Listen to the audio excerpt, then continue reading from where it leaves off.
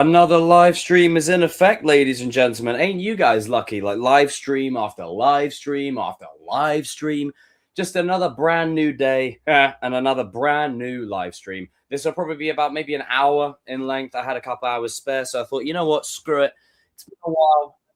Okay, let's talk some. Oh, I can hear myself talking. There's two of me playing. That's awkward. Okay, brilliant. Well, at least I know my audio is fine. It's just I'm hearing two of myself. Let me just take a. Oh, Jesus Christ, I needed that. But welcome back, everybody. I might bring some of the boys on a bit later on as we get into it. Obviously, I rarely stream on like midweek, but we'll see how we do for a Wednesday. Cue the dance as well. I rarely stream on Wednesday, so that's crazy in and of itself. Lisa, Malcolm, what's up, guys? So to my UK gang, I hope you're staying as, how do I put this, as hydrated and as refreshed as possible in this absolutely for cooking hot weather. Now, I will say this. I may be in the minority here, but I'm currently enjoying the hot weather for me personally, just because I feel like we spend so much time in the dull, dreary London spiel. Again, I can't speak for anyone who's stateside, but for me personally, London weather right now, I'm actually kind of digging it. It gives me a chance to get my Miami Vice going on. I get to, sort my hair out. I get to get my little silk shirts on. Like I'm actually enjoying it.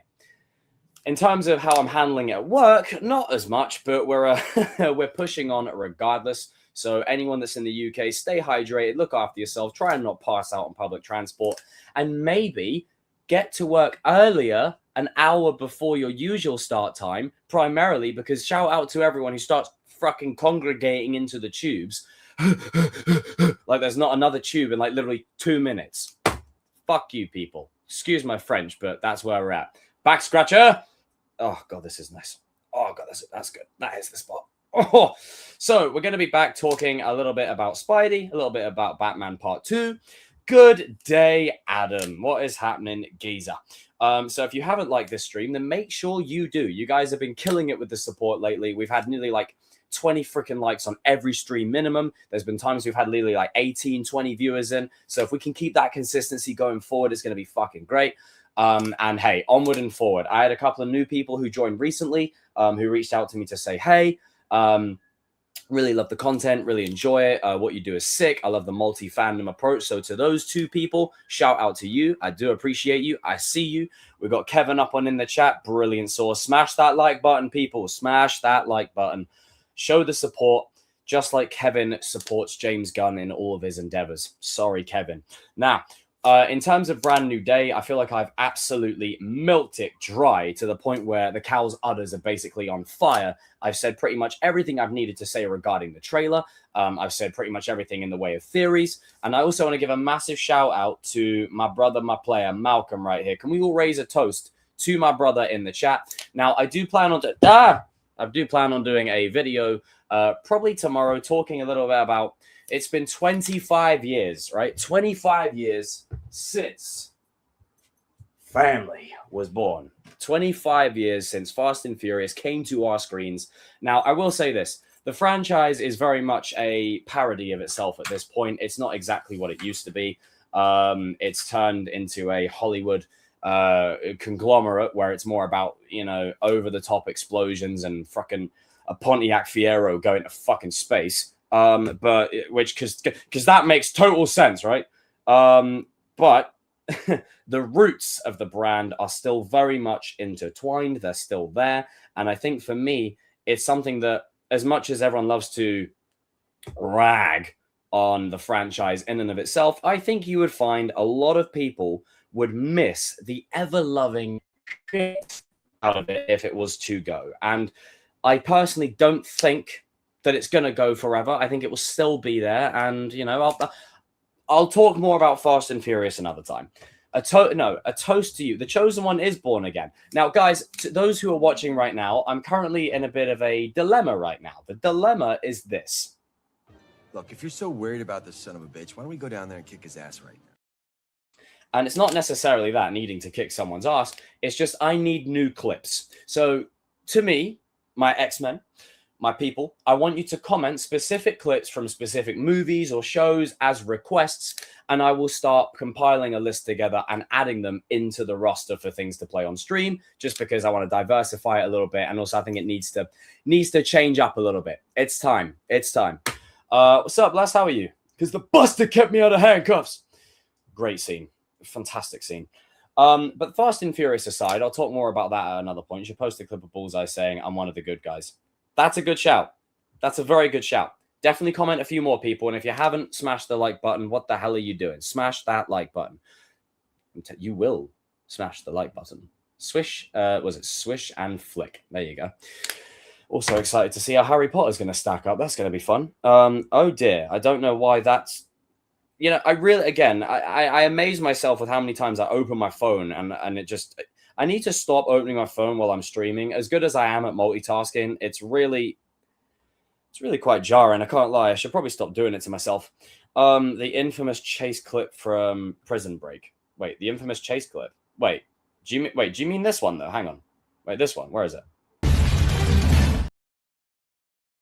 If you mean that one, I mean I've already got it. And to everyone in the UK, I just got one thing to say. Not that hot. This guy woke up this morning. He was white. Yeah, I'll tell you what. I have had more water today than I have at the gym in the last year.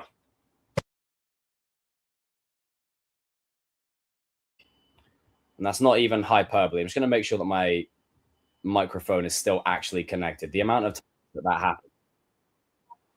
All right, let me just... Hang on. Yeah, no, my microphone's still connected. All right, we're good. We're good. We're still good. And Christ, I'm sweating my bollocks off when Lincoln and Michael see Teabag. Oh, that's a great one. That's a great one. Let me compile a list. That's a great one. Where's my pen? For fuck's sake. No. Oh,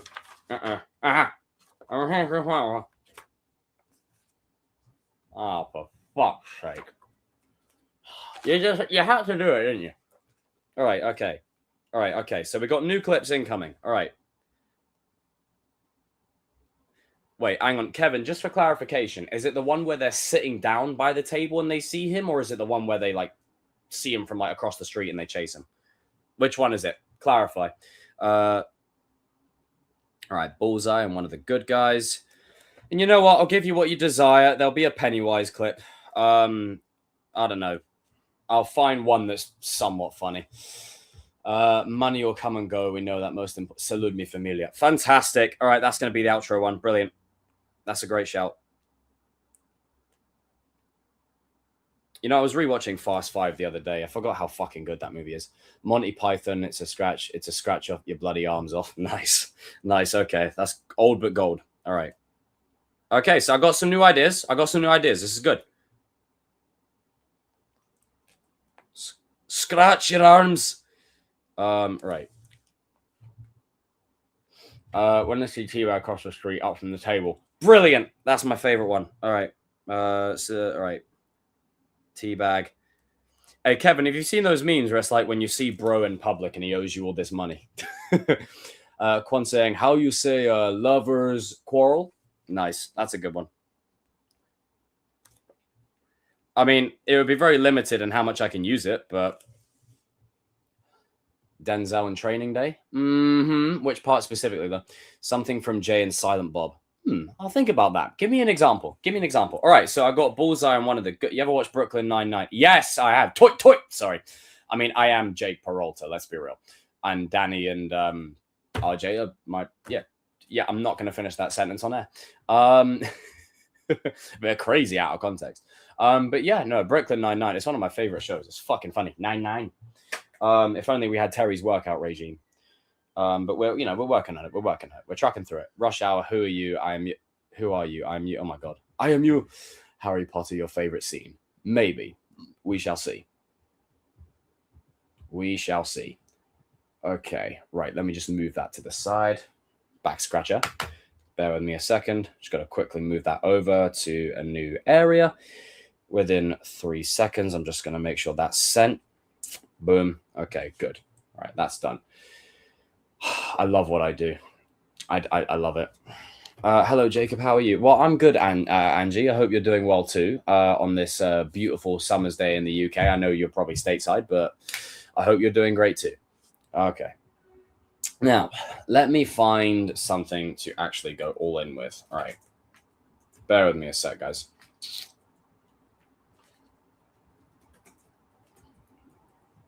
Okay. So there has been a lot of conversation around the symbiote being in Brand New Day. Now, I've talked about this before ad nauseum.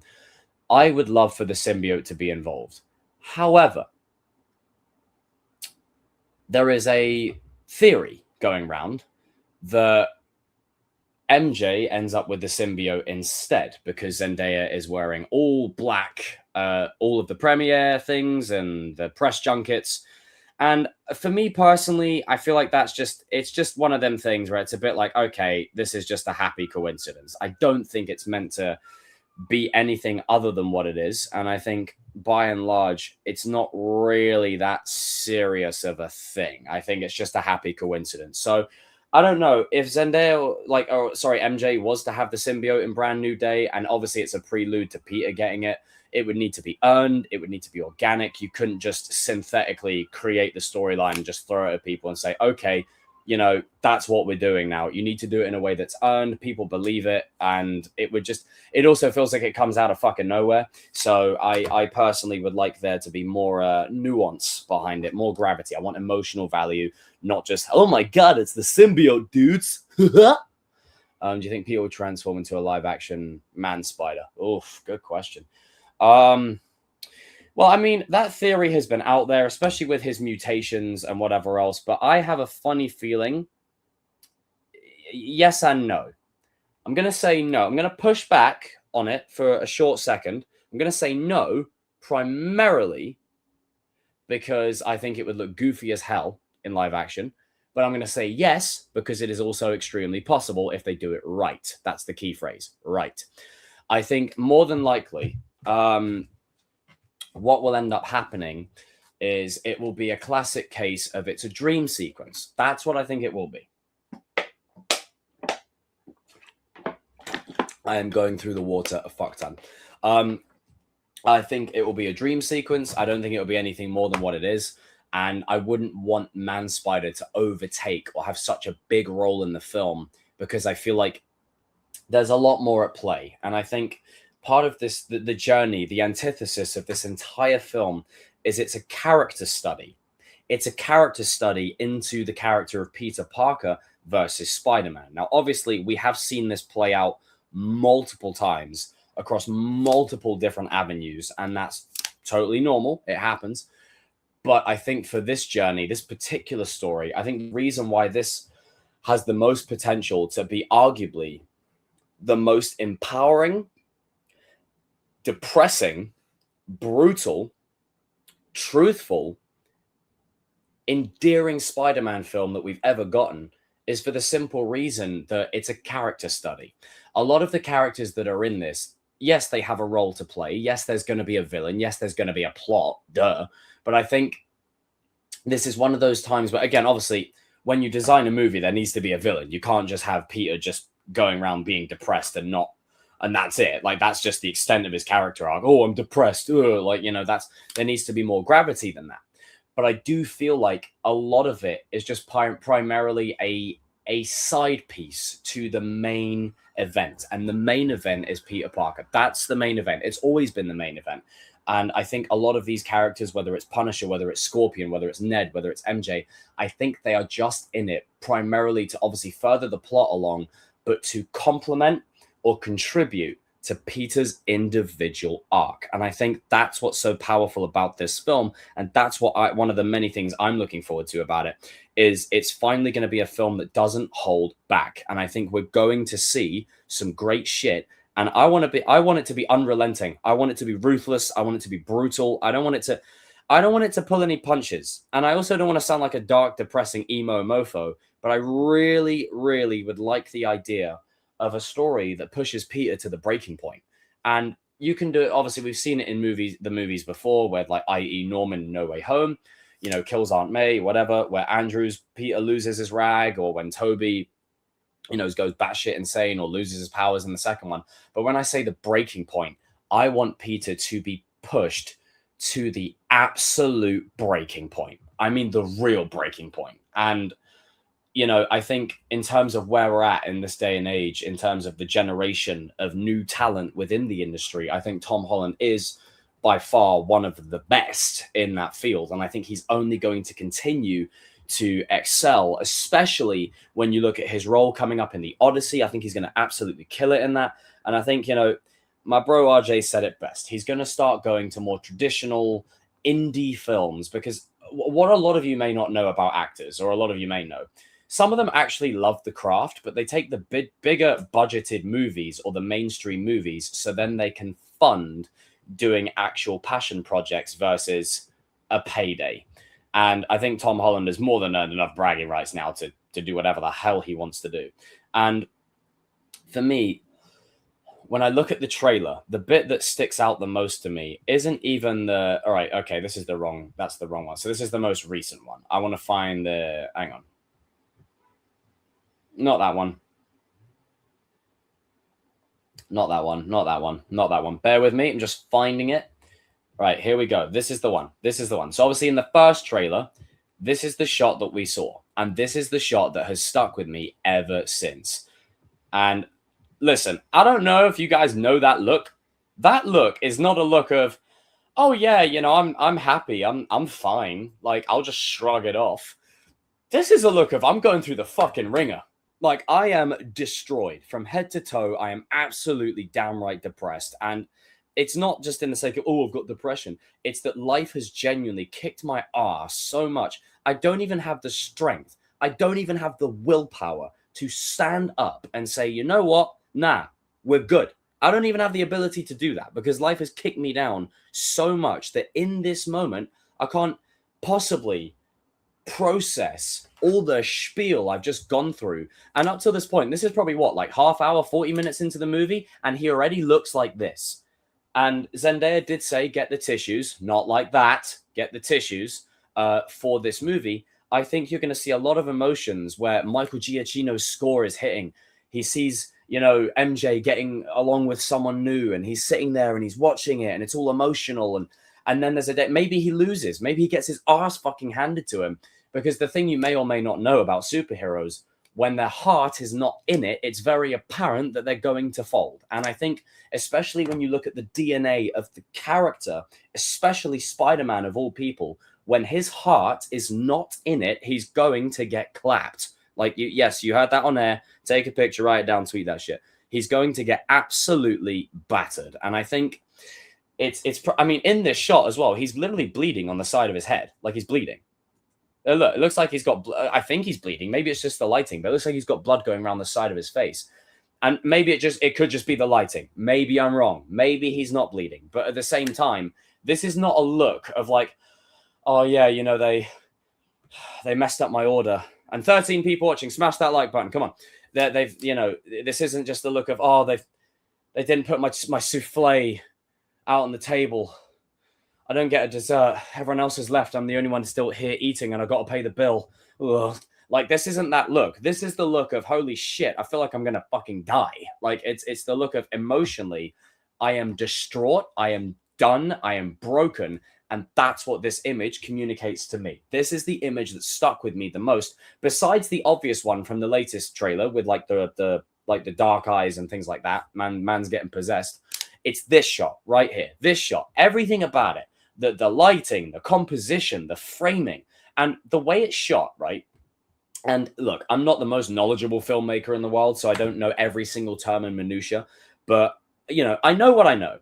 And the way this scene is shot, or at least if, let's say I was shooting a scene for a film, if I wanted to really get into the psyche and the mental state of a character, and I really wanted to show the instability, how unstable they are, how all over the place they are, I would have the camera in this exact framing, purely because as he's walking into shot, look, the camera's all over the place. It's moving with Tom's body in the subtle movements. So therefore, when you, the viewer, are watching it, you feel like you are in the space. You are in a transcendent state of mind, and it feels like you're Peter. Like internally, you like obviously you can see it on screen. You're not him, but the way it's shot, and obviously when you watch it in IMAX or whatever the fuck, it's going to make you feel like you are in this moment. You're in this moment. You're experiencing the feeling. You're experiencing the vibe. And the minute the camera does this, bang, boom, bong, like that right there is absolutely freaking beautiful. And shout out to Tom right there, because if I slow it down, I was trying to slow it down on purpose to see if he had like a cushion that he would land on or something like that. But this film is going to be emotional. I don't think this movie, like, I know No Way Home ended in such a way with emotions and Aunt May and everything like that. But I think this film from start to finish is going to be brutal. I think it's going to be a very different kind of film that we're used to seeing. I think it's going to be very emotionally moving. I think there's going to be lots of moments of conversation. There's going to be scenes that have people talking for years. And I think, obviously, as you go through, and when we get to Spider-Man 5 and Spider-Man 6, I think this is going to be the one film that people talk about a shit ton. And I think this is going to be the one that stands out amongst the rest, primarily because it's a character study. It's moments like this that you can't quite measure up next to Spider-Man 1, 2, and 3, or the TASM duology, or the Homecoming trilogy. This is a film. This is a film about a character who is broken. He's absolutely broken. He's lost. His hope has been shredded. And I tell you what, I can't wait to see this film, because to me, without getting too personal, I need this film right now. Holy shit, I need it. And I know a lot of other people do too. I know Spider-Man, for a lot of people, and people can say, ha, nerds. Yeah, well, if you sit there watching Love Island, your opinion is irrelevant. Sorry, you don't get a say here. You really don't. Sorry. If you sit there watching frickin' Made in Chelsea or some kind of EastEnders soap opera, but you can't appreciate the beautiful magnificence of this, and you hold that up to high regard, quite frankly, I think you need to get a personality. Just saying. Sorry, I felt a bit petty there. I can't lie.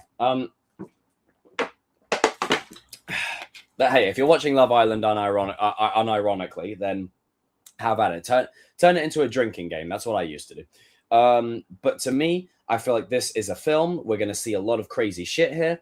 And I think Destin is going to absolutely cook and deliver.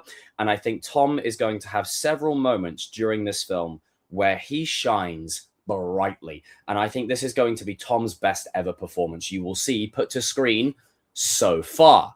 Until the Odyssey. Until the Odyssey, this is going to be Tom's best performance. I'm calling it now. He's going to act his fucking bollocks off in this film. A dark day teasing Venom. Yep. A brand new day is like welcome to adulthood. Oh, yeah, big fact. To be fair, they're just showing. They are just wishing they could be on it. Yeah, that's all that it is. But yeah. I mean, yeah, that's. But yeah, no, you're right. But I absolutely adore this shot. And I think this is one of those things that really sells the movie for me, because I feel like I've seen enough movies and shows to the point where I just know when something is going to slap. And I think this particular film, not only is it going to be a massive success with a lot of people, but I think a lot of people are going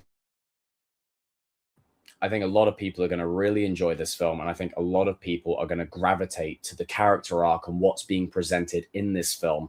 And it's, again, I think that's my biggest draw and my biggest selling point, is a lot of the Spider-Man movies have a habit of falling into the villains. Now, I will say, look, I do enjoy the villains. I think the villains are cool. I think they're absolutely bad to the bone. I think they elevate the story so much.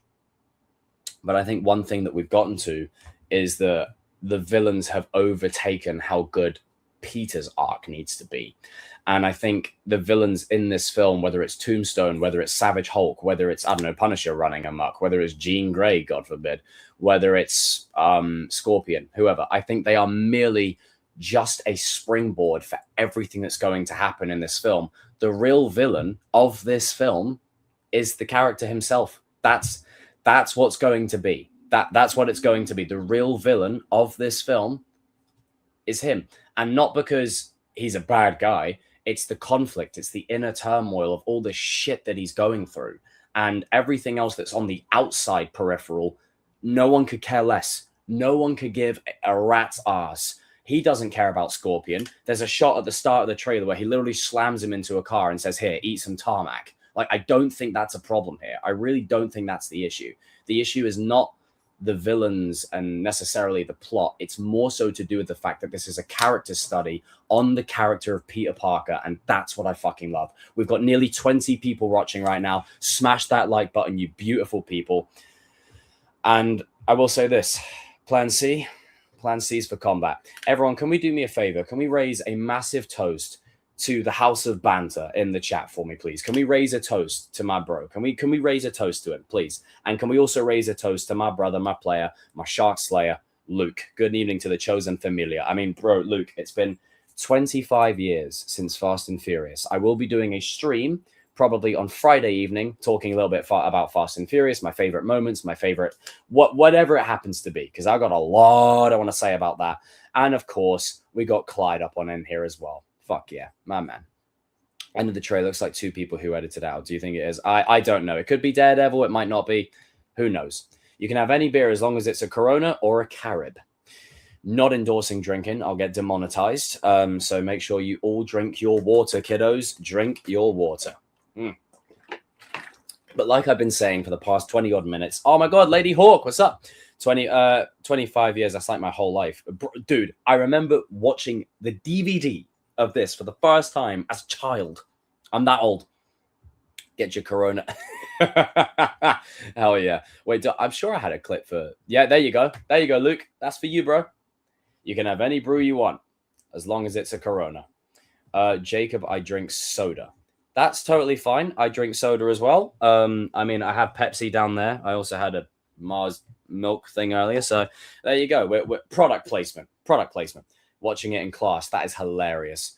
Drink some water. Yeah, do drink some water. Do drink some water. Guys and girls, I still got that OG DVD. Bro, I'll show it again on Friday, but it's happening. I'm about to show my full collection, because I mean, I'm sorry. I will never get bored of saying it. I fucking love the Fast and Furious franchise. I can't. I love it. So excited. You know what? Screw it. Yeah, no, I agree, Lady Hawk. I agree with you.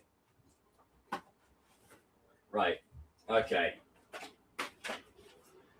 Oh, you know what's funny about this? I love picking up a DVD and look at this. It's still got the label on it. It's still got the label. It's honestly, and this is the thing that you get with physical media that you don't get with streaming. Apologies to Fast fans, but I prefer the Land Shark drink. Nice, fair enough. Look after your brothers and sisters. Check in and make sure everyone's good. Damn straight. It was goated from the energy the series gives us, bro. Nothing like it. No. Placatine empty, cuz. Hey, Luke, can you do me a favor? Could you send me your favorite Fast and Furious quote, and I'll play that on air. But look, you get stuff like this. You get the little booklet. You get all the spiel. Look, bestsellers. You know, so when you buy this DVD, you go to Blockbuster and you go and buy another one. You've got all this stuff in here. You've got the production notes. Like, this is honestly, I miss this. And this is the caption. Look at that. Fast, furious, sexy, violent, loud, and cool. Fuck yeah. Honestly, great times. Great times. And I mean, you know, I may as well show it just because, even though the thing is, the first one is my favorite, of course, the one that me and Luke quote the most is this one. Placatine empty, cuz. But yeah, so vibes. I'm here to see it. Let me just, oh, Jesus Christ. Hang on. One second. I'm knocking my DVDs everywhere. But yeah, and obviously, like, I don't really own a lot of physical media now, just because primarily it's just not much point. Hey, Carmelo, what's up? 1999 back then, worth every damn penny now. You're damn fucking right. It is worth every single penny. Okay, right. I'm also going to quickly look into it right now. Hang on. I'm just going to quickly check something now on behalf of someone who's commenting. All right, bear with me, guys. I'm just going to quickly sort something. I'm just looking into it now, Aaron. Bear with me. Because I have no freaking idea what the hell it is. But I will find out. Jacob Angel always finds a way. Okay, let me have a little look. I'll be right with you. Hang on. But yeah, no, guys, 25 years of let's say Cobra Kai then. The fuck? 25 years of Fast and Furious. I'm here for it. And of course, on Thursday evening, or Friday evening, sorry, I'll probably do a live stream talking about it. I'm just quickly finding someone that is trying to comment, and for some reason it won't let them, and I don't know why. This is weird. Oh, there you go. I think I found it. All right, Aaron, I think I found it. Aaron, try it now. Aaron, leave a comment. It's like I get the cash and I get the respect. Respect to some people, that's more important. Fuck yeah, man. Fuck it. You know what? Screw it. Screw it. I'm putting some Fast and Furious. It's happening now. We're doing it now. You guys have got me fucking gassed now. Hang on. Family. Hang on. It's happening. It's happening. There you go. We switched up. There you go. Aaron, you're back. Feeling tired, going to bed now. Fuck's sake. Sleep. Oh, Jesus. The family pull is too strong. Yeah, no, I agree with you. That was brilliant. I didn't expect that. Glad you agree. One of my cousins. Hang on. Where am I? What's your favorite film? Aside from the first one, I'm going to say the fifth one. The fifth one is God tier. I love it wholeheartedly. Brilliant. Right. Okay, hang on a minute. Let me just quickly check. That really threw my rhythm right off. Hang on, where is it? Oh, hang on, Luke. I'm going to play your thing. Hang on, one sec. Let me change this banner as well, because I'm about to change it. Hang on. I'm about to change it. 25 years of Fast and... There you go. I roll with the punches. The demand is there. We're talking about it. I may as well. I can easily just change the thing. 2 and 5 my favorite. I sent you some movie recommendations. Oh, I saw one of them, Forrest Gump. I think you sent. Yeah, no, like I freaking love that one. Hang on. Right, let me play this from my bro. Hang on. You always get in trouble over a female. Brian. Jacob. Oh, damn. Oh. Well, ain't that the fucking truth? Jesus Christ, I feel called out.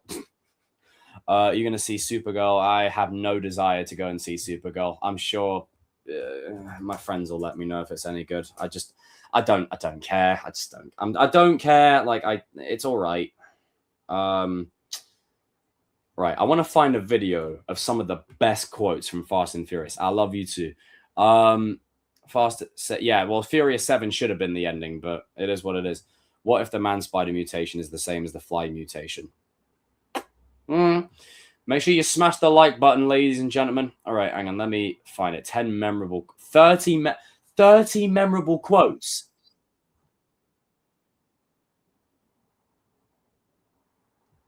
Wow, 30 quotes. Fucking hang on. Ain't nobody got time for that. Is there like a smaller, like 10 quotes? Every time family is... No, like I just need some quotes. Right, okay. Let's try this again. Hang on. I'm turning this into a Fast and Furious stream. It's happening. This is it. The street always wins. Yeah. Oh, God, that one was fucking awful. Best quotes. Is this it? No, I don't care about the World Cup. The World Cup is a tomorrow's problem. I don't... After that...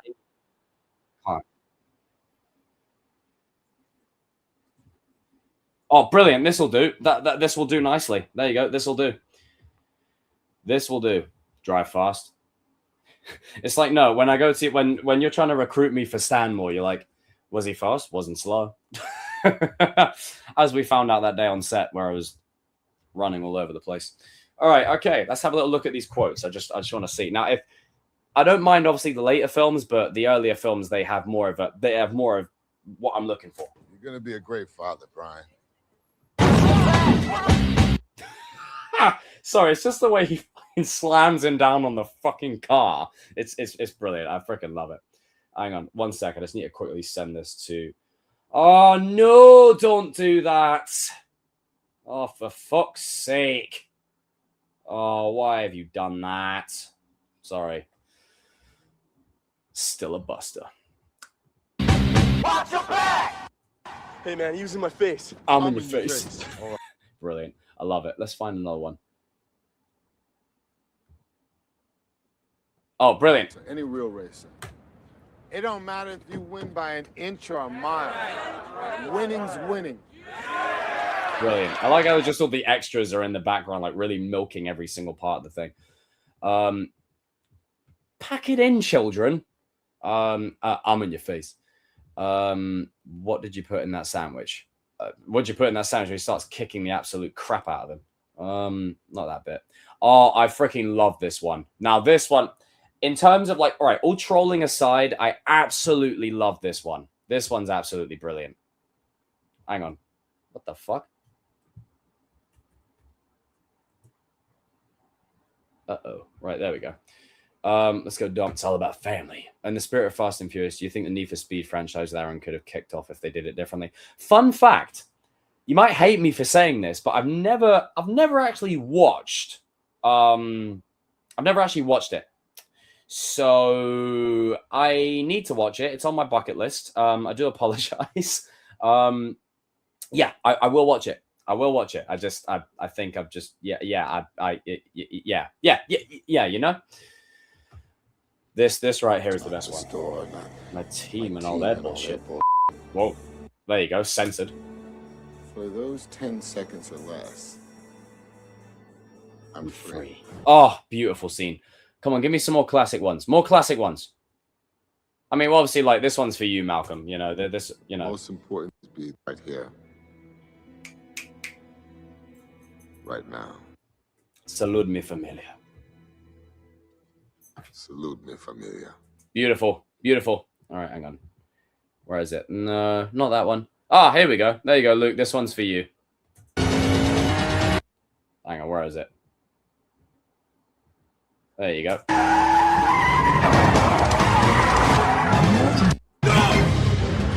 Still a buster. Ah! Not that one. That's a good one, but not that one. All right, that's a good one, but no. I want some more classic ones. No. Where's all the ones from Too Fast? I'm sorry. I think Too Fast, Too Furious has the best quotes. I can't lie. I think it's got the most because that movie is an absolute acid trip. And I love it. I love it wholeheartedly. Where is it? No, not that one. Oh, nah. I'll tell you what. You want to see absolute fucking cinema? This is the scene. This is the scene right here. This is the one. This is the one. Ignore the subtitles that are showing for some strange, wacky reason, but this right here is the definition of comedy gold. Right. This is, I'm sorry. This scene is fucking funny. I can't. It's fucking gold and it's brilliant. Now, I need to pause it at points to try and avoid copyright. That's the only way it'll work and I won't get shut down. But don't worry. I'm very good with it now. I've gotten a lot of experience and a lot of practice just because YouTube loves to go, ha, demonetized. But luckily I'm me. So we're good. All right. Okay. There you go. This is like me and RJ when we're in like Miami. Elian Fidel. ¿Qué pasa, Jota? It's fucking brilliant. What are you doing, man? Uno, tres, cuatro. It's brilliant. It's fucking marvelous. I'm sorry. This is absolute gold. They don't make them like this now. Now, this bit's brilliant. This is the mic drop. This is the mic drop. Kiss my ass, putos. Ah! Brilliant. Brilliant. I love it. That right there. Fucking brilliant. Ah! I love it. I'm sorry. I need to rewatch these films from start to finish. Holy shit. It's funny because you were the first out of everyone here to reach in and get the chicken. You say grace. What were your thoughts on Hobbs and Shaw? I enjoyed it for what it was. I think Hobbs and Shaw is a product of where the franchise has kind of gone overall. And I think, you know, it's kind of sad that it's got to that point in terms of, how do I put this? Now it's almost like a caricature of itself. You know, you've got frickin' Idris Elba as Black Superman. You got frickin' Hobbs pulling helicopters down from the sky like he's Captain America. You got Jason Statham kicking people into frickin' machines and stuff like he's Bruce Lee on steroids. Like, it just, Yeah. It's fun to watch. Family. But yeah, no, the Buster brought me back. That's a great one. That's a great one. There's so much. But the one that was brought up earlier, which is arguably one of the best that we've ever had put to screen, right? I like how I was having this deep chat about Brand New Day, and now we're here. Where is it? Not that one right there. There we go. There we go.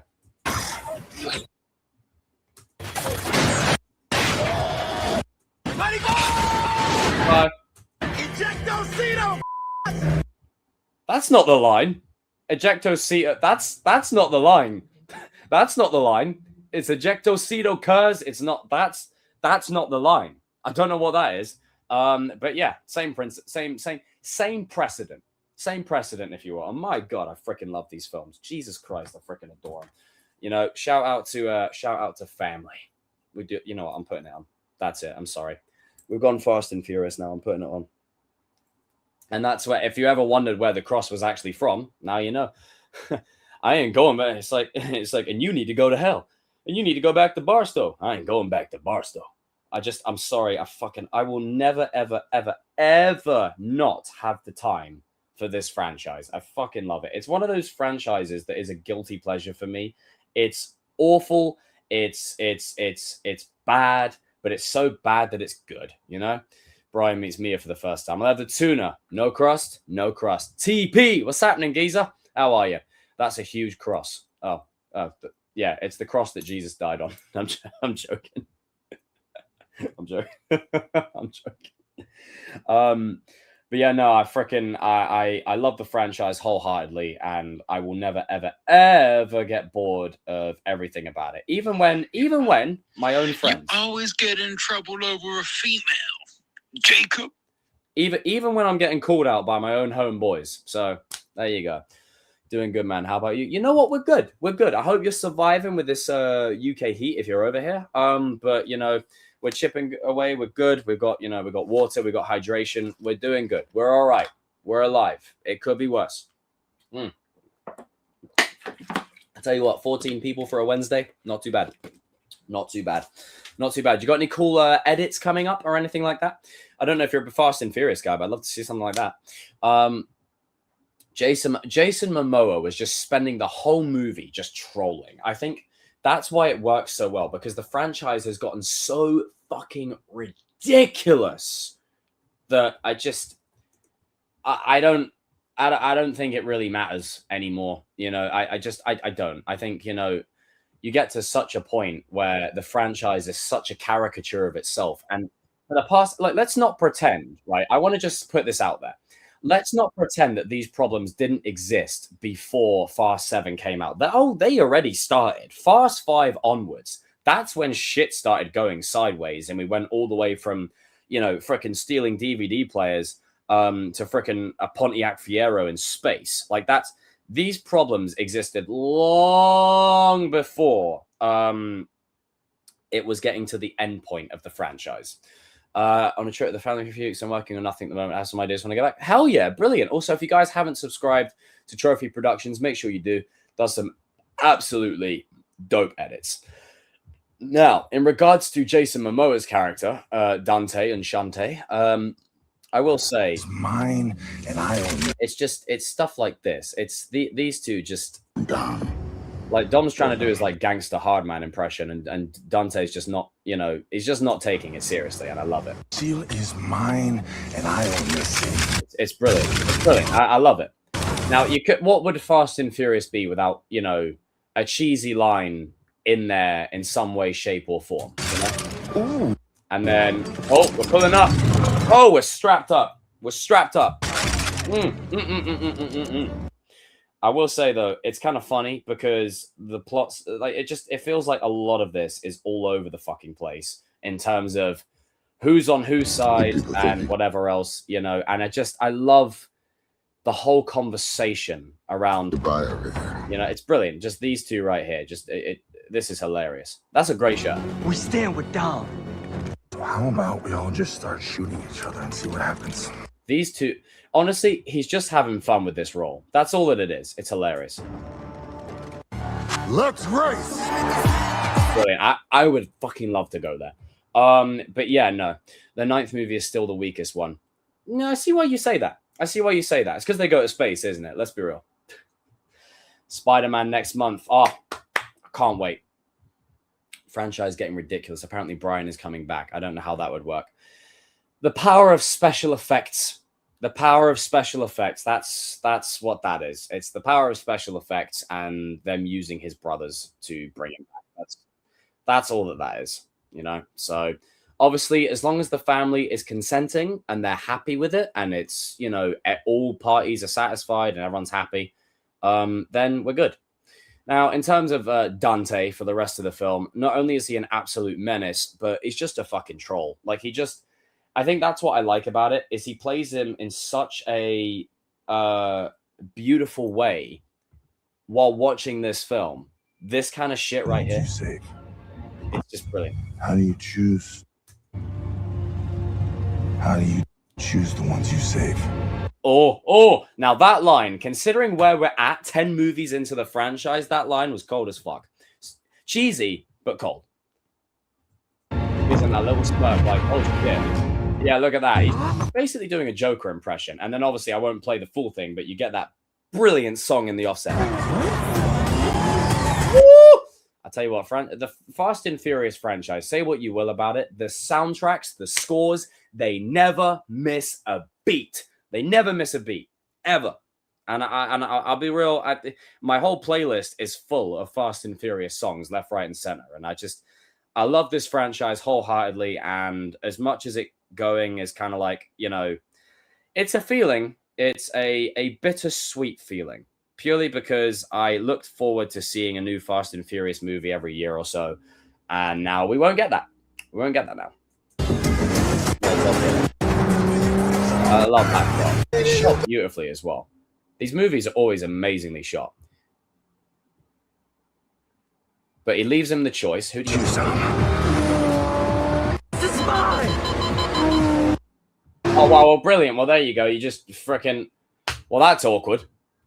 But yeah, no, the movies never miss a beat. And I think, you know, personally, for me, to be 10 movies into the franchise and still rake numbers in at the box office is crazy. Now, obviously, I know this one didn't do as well as other movies have done, and I know they've been on a steady decline, but I think there's a lot to love, a lot to enjoy, and I think you'd be hard-pressed to find anyone who's actively fully against them. It's just stuff like this that I think made this one stand out amongst the rest, is primarily because Dante was just an unhinged son of a bitch that just had no qualms about killing off anyone or doing that. So literally makes his choice. Looks like you made your choice. Oh, rip. That one character we saw in Fast 5 and then never saw it again. Never saw it again. Like, he's reacting to it as if he was a fan. That's what I love about it. It's just so slapstick. The soundtracks never miss. I'm telling you, they never, ever miss. Every single time that you watch a Fast movie, the soundtracks are always on fucking job. And I will never, ever get tired of saying it. If you want a banging playlist, just watch these films. I'm being completely, like, dead ass. Like, these films have the best fucking... Like, just in terms of, like, not soundtracks and things like that, but just in terms of the playlist and the variety. Like, if I was to go on my playlist here, there's so much stuff. So much. Like, I honestly, I mean, shit. Comment below what one out of the 10, including Hobbs and Shaw, 11, you think has the best soundtrack. Like, the best, not best soundtrack, sorry. Because BT, Brian Trancio, I think, did the score for the first one. And I think Brian Tyler did it from, like, Tokyo Drift onwards. I could be wrong, so someone fact check that. But, comment down below what you think is the best playlist in terms of, like, songs, music, that kind of stuff. Because these movies never miss that beat. If we don't get the Nukes movie in the franchise, it'll be forever ended on an unresolved cliffhanger, one of my biggest peeves in a movie. Yeah, no, I agree with you, John. I feel you. Every time I play a race game, I imagine I'm racing against Dom and Brian. Bro, we've seen my Need for Speed Heat streams. That's basically what I do. I think the movie 7 has the best one as well and the best ending song. I agree with you. Fast 5 soundtrack is amazing. Hey, listen, Fast 5 has it going. Let me see if I can... where is it? I'm going to play it briefly. Where is it? Not that one. Not that one. Oh, this right here.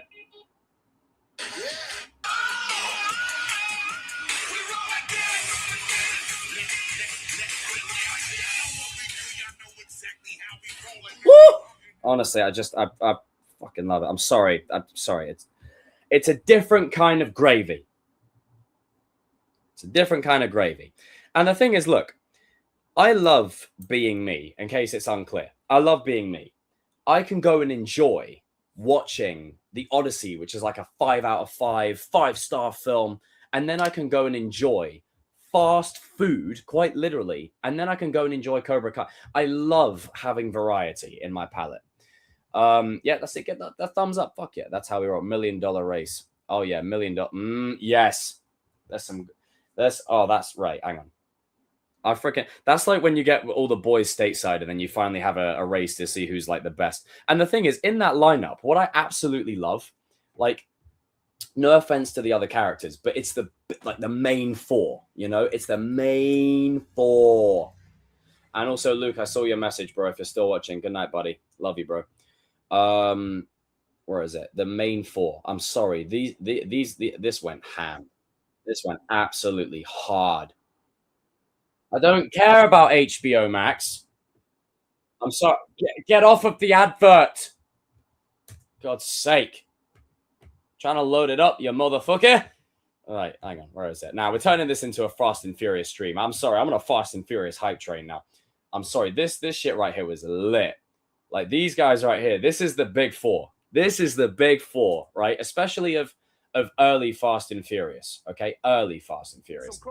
Early Fast and Furious. You got Brian, you got Dom, you got Rome, you got Han. Like, it's that right there. That's the big four. We pull off this job, I will. The next two. Okay, I don't like how quiet it is. We're missing the bass. Don't worry, I won't get copyrighted as long as I pause it in time. Much better. Much better. Now, Roman's siren is fucking funny. I'm sorry, this is when they had a good balance with Roman. After this, it was just kind of like, well, ugh. Nah, this right here. And do you know what I love? It's such a callback to the first film. Because in the first film, like, the camera pans to everyone, and then it lands with, like, Ryan at the end. But what's great about this is even Dom to Ryan. Like, look, you get Rome, he's got his moment. Sick. And then Dom has his moment. Woo! Even better. And then my king. I'm sorry. That I stand by what I said, and if RJ's watching, he'll attest and he'll agree. Brian is the best out of all of them. I'm sorry he is. The only reason he ever lost is because of fucking plot. That's it. And you could say, oh, well, isn't that the case always? No, it's not. Because there is a lovely thing called ego in regards to other people that are involved in the film. And ego meaning they can't be seen losing on screen. And the funny thing is, Ramon said to Brian, when'd you do this photo shoot? Nah, this is brilliant. This is brilliant. And then Roman starts, blasting his fucking car.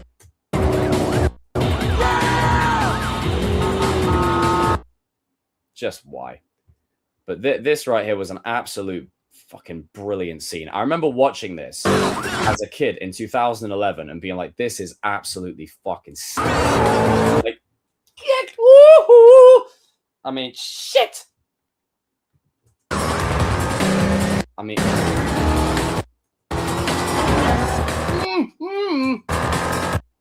can I honestly, in IMAX, this was fucking crack. Look at it. Look, all four of them. This is what I love. All four of them are neck and neck. That's how good these four are. They're absolutely incredible.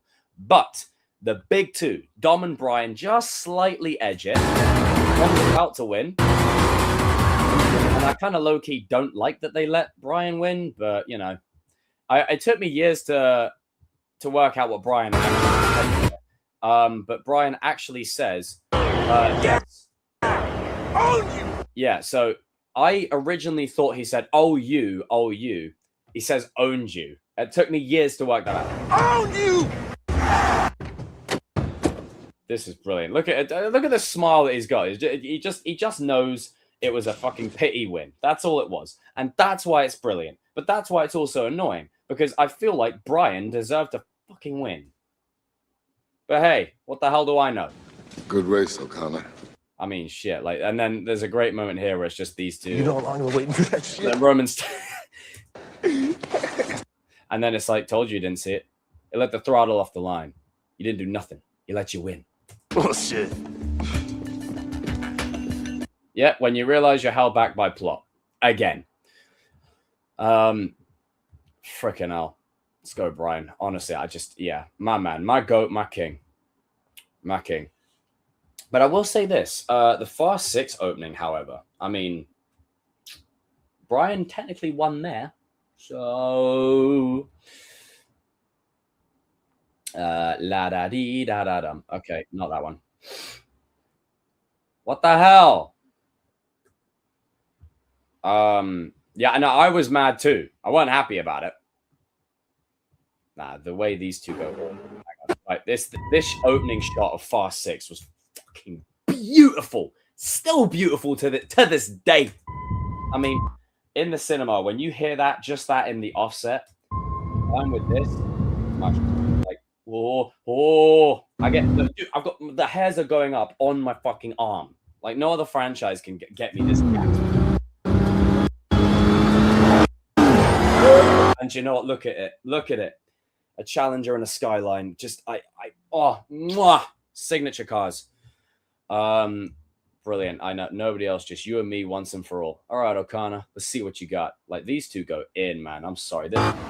That's the other thing. If you want to go on a cheap holiday, just put a Fast and Furious movie in. They always go to some great locations.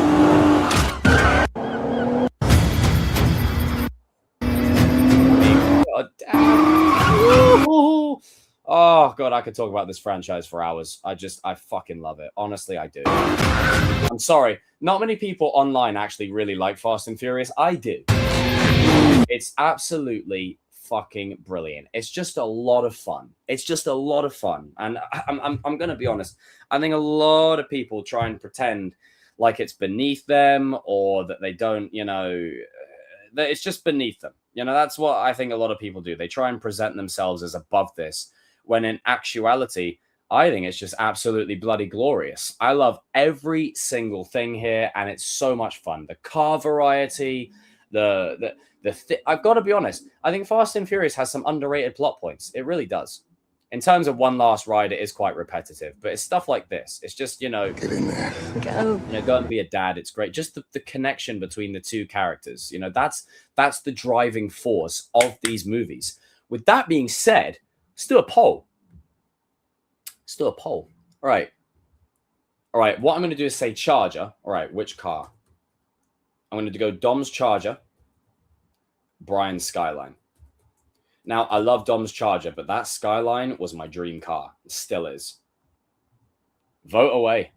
I can't wait to see how it unfolds, because I'm sorry, that Skyline is everything. That was the first time I fell in love. That freaking car. I got it in Hot Wheels. I got it everywhere just because I was like, nah, I need this. The first Fast and Furious reminded me too much of Breaking Point. I didn't even like that movie. Yeah, I mean, it is basically a version of that. That's, you know, let's just call it what it is.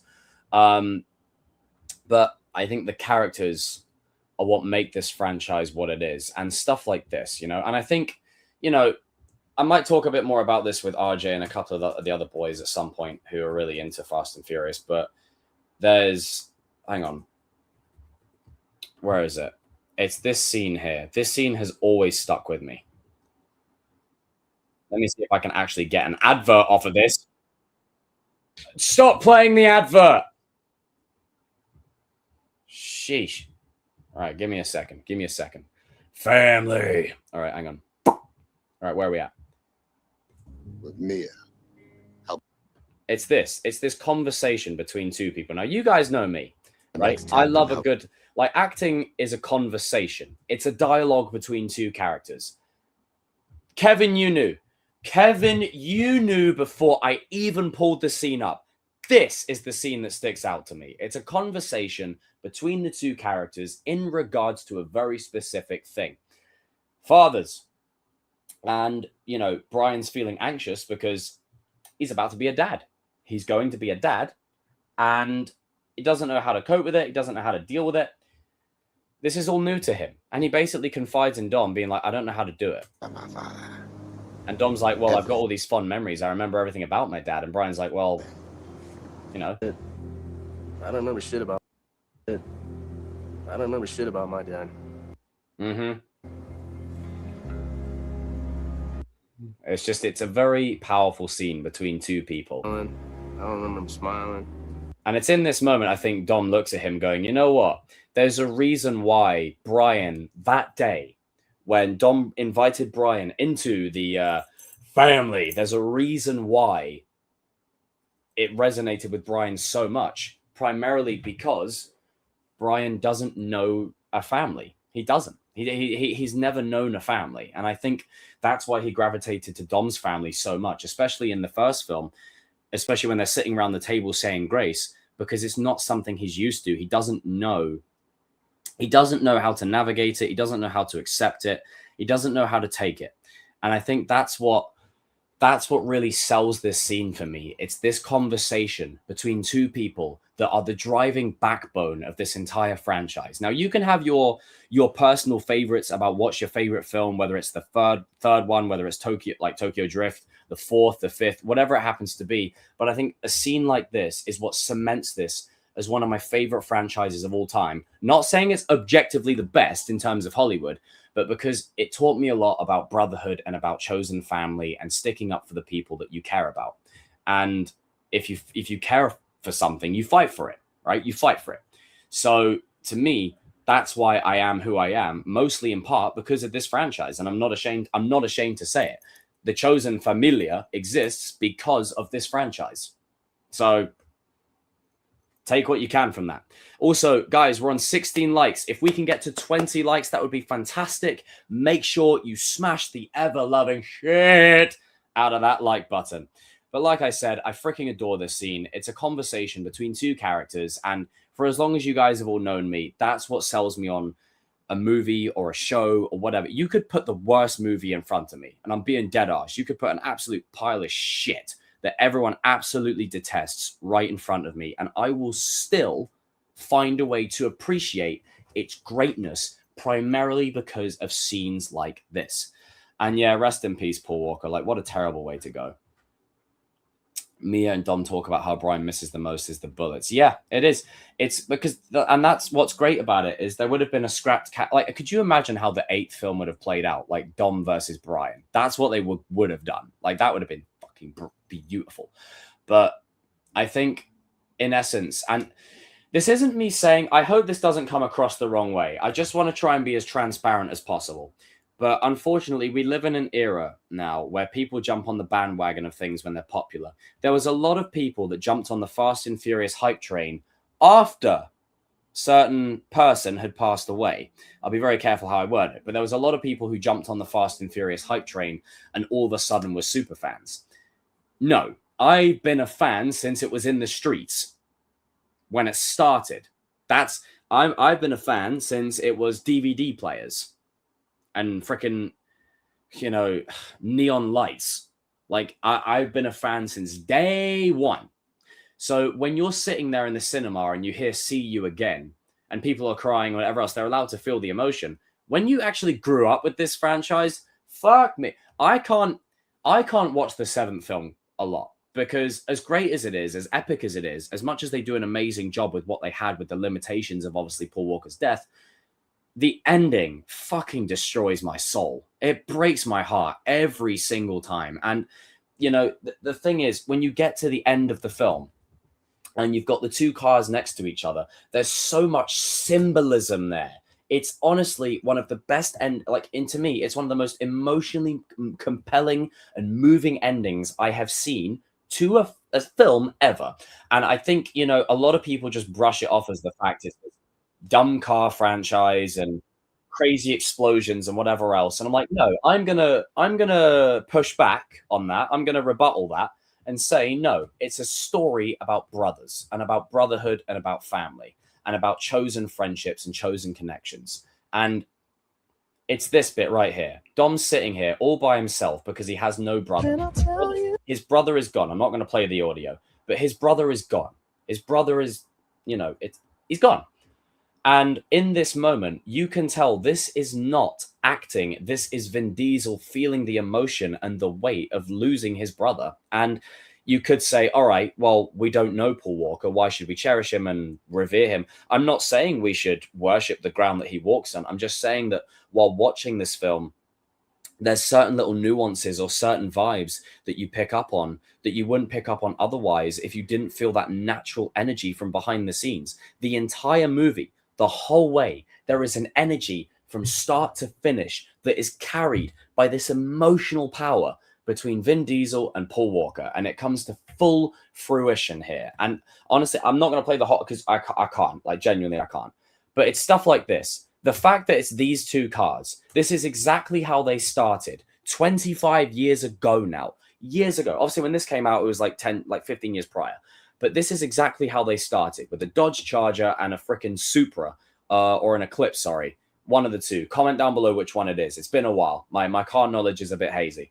Facing off together in a quarter-mile race, and they're about to have one last ride together as they part ways. And you'll notice the color choices. Not only was this Paul Walker's actual car, from what I hear, correct me if I'm wrong, but also it's angelic. It's angelic colors. They're in angelic colors, and it's almost like not only are they just going on separate roads, it's just, I mean, look, it's not just like they're going on separate roads and stuff like that and separate journeys.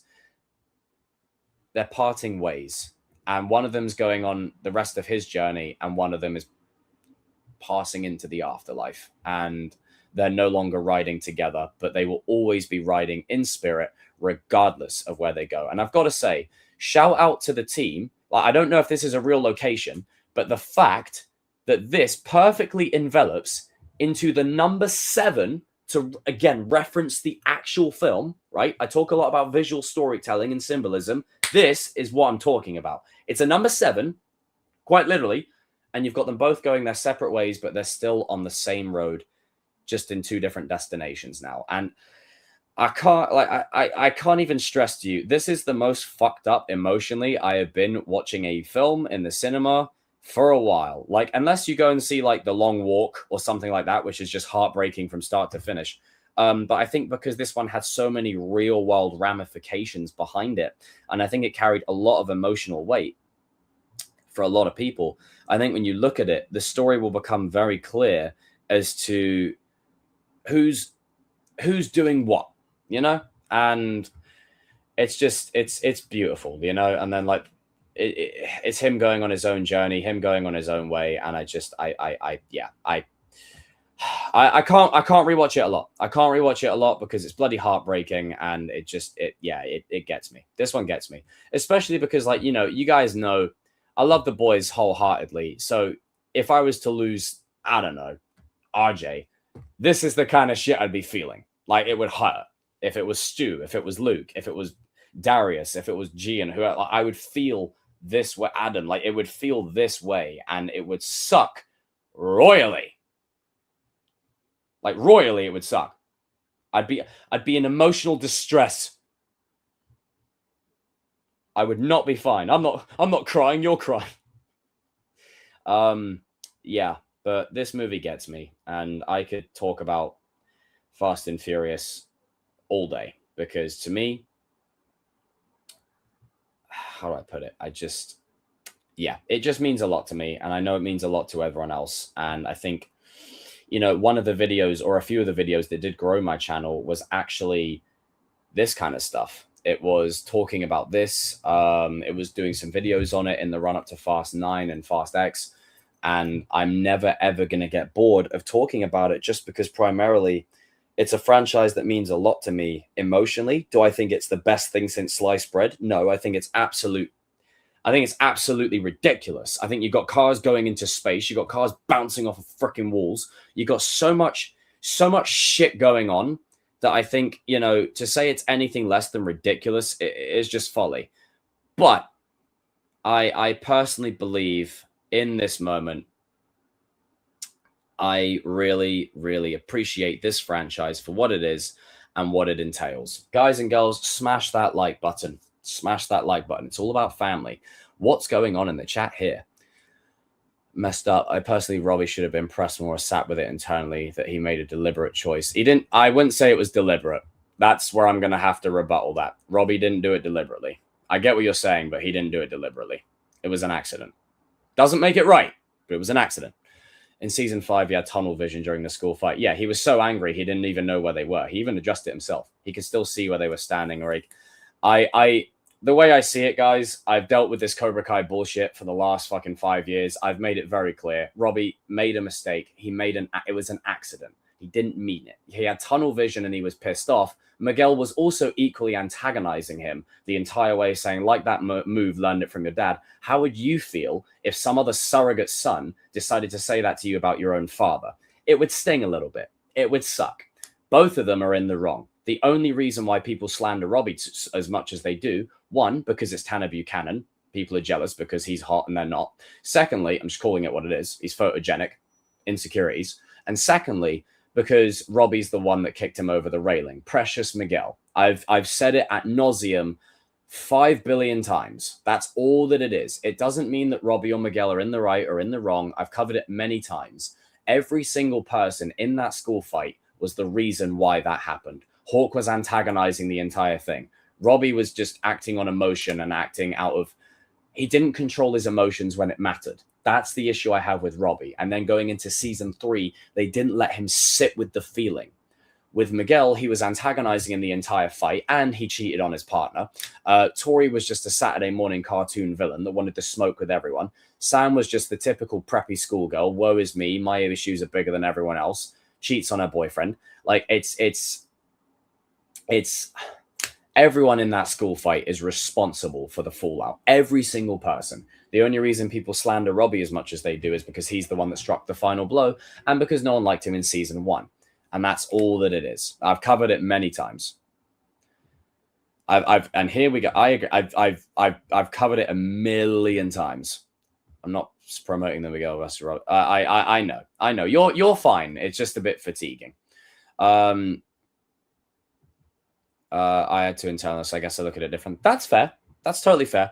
I think for me, it's just a bit fatiguing at this point. I'm like, I've debated this for like 5 years. I've said what I needed to say regarding it, and I stand by what I said. Miguel is not as innocent as people claim him to be. Miguel is just equally just as responsible. Like, the guy cheated on his partner. Like, and not to mention that you can say, oh, but Kreese was in his head, blah blah blah. No character can really walk away from that school fight saying they were in the right.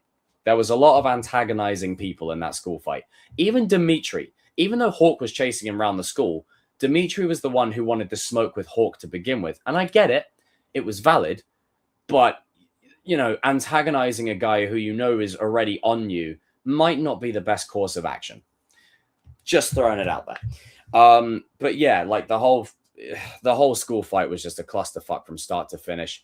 And for me, the biggest issue I have is that Robbie didn't really get a chance to redeem himself. And that's what I think the show took away from him. And that's my issue. I think a lot more people would be a lot easier on the character of Robbie if he was allowed to sit with it and he was allowed to feel it and allowed to redeem it. But they didn't really do that too much until even the police agree, until they addressed it in season 5. And I think, you know, when you look at Robbie throughout season 2, he's still a bit edgy. He's still a bit punk rocky. He's still a bit emotional. And, you know, his inability to control his emotions and his temper is his problem. And that's the thing. Even though he's Johnny Lawrence's son, he has the impulses of Daniel, and Miguel has the impulses of Johnny. Like, it's a reversal. Character from Cobra Kai, you think is underrated? Sean. I think Sean. I think I would have liked to have seen more Sean. I think Sean and Yoon, those two characters specifically, I wanted to see more of those.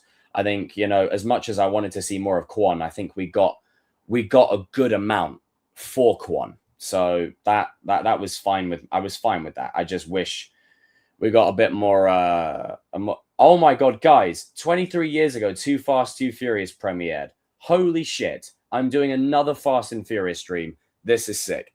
Love doing the live Q&A with you. Hope you do it soon. Of course. And don't worry, Aaron, I just want to clarify. You're not in the wrong or anything like that. You're totally fine. It's all discussion and nerd discourse at the end of the day. But yeah, I think for me, it's just it's something that it's been fucking fatiguing as shit for me for God knows how long. But we shall see. He did say Conversation season 3. That was great. Look, yeah, well, that's just because they didn't really go all in. All right, I guess we're going on a Cobra Kai segment now. I'll talk more Fast and Furious in a couple of days, people. Just so I can fully immerse in that again and really sort of hone in on that, because I've got a lot I want to say about that. Yeah, RIP. The good old-fashioned debate. Ah, fuck. Right, here we go. Let's bring the channel back to its roots, just for shits and giggles. Just for old time's sake. Just because we've started it now. Oh, fuck. All right. Damn it. The one thing that will... This argument will follow me to my grave. Like, in the nicest way possible. I'm being completely dead ass. This will follow me for years to come. Even at my own funeral, they'll dig me out the grave and be like, hey, Miguel or Robbie. Fuck. Fuck it. I've never seen Cobra Kai. From your description, sounds like Anakin Skywalker. Well, not fully, but he's similar. Similar traits. Normie opinion, I think Robbie is by far at his best in season 4. No, you're right. He is at his best in season 4. Gets blue-balled by the plot, which is annoying. He still should have won. I stand by it. Okay, so this is the moment where I have to hold Robbie accountable. Miguel's clearly shown mercy, right? And then you just proceed to go and just decide to, drop kick him, bang. And like, don't get wrong, that was a freaking cold kick. But at the same time, Miguel shows mercy. He lets him go, right? He's got him down. And this is a great moment. Because right here, we learn the value. Jacob's last breath. Robbie was the best. Fuck the hate as a kid. What does that even mean? No idea. Robbie fanboy. Robbie fanboy. Yeah. I remember that. Oh God, back in the day. 5 years of this fucking shit. Oh crap! It always. Oh my God, Jesus Christ, Gian. What the fuck, dude? What the? Okay. I don't even know what to say to that. I don't even know what to say. That is crazy to me. Holy shit. Smash the like button, people. But yeah, I've said it before ad nauseum. Robbie is in the wrong for damn near killing Miguel. I would have liked to have seen a scene or a bit of dialogue between these two where he really redeems himself. And Miguel was not innocent either for antagonizing him the entire fight. And the thing is, look, I'm not trying to project my own personal shit into it. But when someone starts insulting you about your own father, it can bring up some heated emotions. And I'm not saying that Robbie's right, but I'm just saying it can bring up a lot of emotions that you may have been holding in. And this is the kind of thing that will bring it to the surface. And it's crazy, it's wild. You're us, was it Robbie spinoff now? He's still, yes, he deserves a trophy. Lady Hawk, watch Cobra Kai. You're surrounded by brothers and sisters, bro. We got you. Help me through some rough times. Oh, did I? Oh, I appreciate that, Aaron. Thank you for saying that. I mean, I try my best. Everyone, raise a toast to Aaron in the chat. I mean, I don't feel like I've done anything, but I'm very happy to accept the compliment. And I'm glad that you feel secure within this space to comment that. So thank you. That means a lot to me. Thank you. I do appreciate it. I don't, again, like, it's one of them things where, Lady Hawk, seriously, watch it. It's one of them things where, again, as much as the discourse was annoying as fuck, I think, there was a lot to be said in regards to how do I put it? There's a lot to be said in regards to what this show left me with, what the show kind of gave me in terms of a vibe, in terms of how people connect. And I think, it's just such a wholesome vibe to have that 5 years on and still be talking about little moments that I enjoyed or little moments that I've appreciated the entire way. And I think it's also very telling that, you know, we can get here and still have these conversations here and now. It speaks to the testament of how good this show actually was.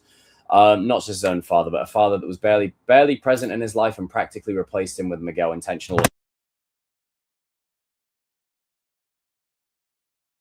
Hit my fucking toe. Son of a bitch. 16 people watching. Smash that like button. Back scratcher. Oh, that feels good. Oh, that actually feels really good.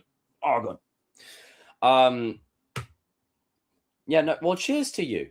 I agree. Watch the Karate Kid trilogy too. It adds to the experience, and then Cobra Kai is its own thing. My absolute favorite show. It's always going to be my favorite show. Now, do I think it's the best? No. That goes to Sopranos. That goes to Breaking Bad. It goes to shows like that. But what I will say is that it's a show that will always mean a fuck ton to me because it got me out of some rough shit. Now, I just need to try and find a way to get my camera back in focus. Bear with me for a second. All right. Focus up. Focus up. Focus up. Come on. Focus up. Focus. Focus. Focus. We'll get there eventually. And there you go. Back in full HD. There you go. We'll probably be rounding off the stream very soon, guys, just because I still need to get somewhat of an early night. But I will plan to do another stream potentially on... Let me have a little look. On... Oh, Friday evening? Yeah, Friday evening. I will be doing a stream on Friday evening. So there you go. That's the thing. I feel like it's one of them. It's like Marmite. You either like it or you don't. And I feel like if you didn't really vibe with the Karate Kid trilogy, I feel like Cobra Kai might be more your speed. I think that's the case for a lot of people. I think a lot of people vibe with Cobra Kai more than the actual movie. And that's totally fine. Like, that happens. What the fuck? Okay, no comment. I just, yeah, that was a weird thing to see. Yeah, I really need to stop looking at my phone while I'm oh, fuck. Yeah, you can tell I'm starting to get sleepy. I don't know about you guys, but I had texters that claim they like Cobra Kai after reluctantly watching it, but later said it was dumb or just watching it for me. I call cap though. Well, I mean well, could go either way, that buddy. Season 4. Yeah, he still should have won in season 4. I stand by what I said. Like, look, again, Hawk winning, okay, is a great moment. And I've said it before. It's a great moment because no one saw it coming. No one thought he was going to win, except I did do a video on it just to cover my own ass. And obviously, there's a couple of other people out there that thought it too, but no one saw him winning. No one. So when he did, it was shocking and surprising. And I didn't really vibe with it because I was more confused. I was like, okay, so what are you going to do with Robbie? Like, you gave him all this momentum and you just fumbled. The fuck? And it's what they did with Hawk after that. That's the problem. Now, if they did what they did with Hawk, but they didn't have him win the championship, I wouldn't actually have a problem with it. But the fact that you gave him such a high and then you sent him to a low, it just, to me, I didn't vibe with it. I didn't fuck with it. And I felt like, you know what, we can do a lot. We can do better. We can do so much better. And that was just my opinion for the whole shebang. And I feel like it could have been way better than what it was. But unfortunately, the sad reality is that it wasn't. And, it's just a shame. What a shame. That's unfortunate. They told Tanner when they changed it. Yeah. I want to know how that conversation went. Robbie was supposed to win. Yes, it was a last-minute change. Because the thing is, Robbie winning changes the story in so many ways.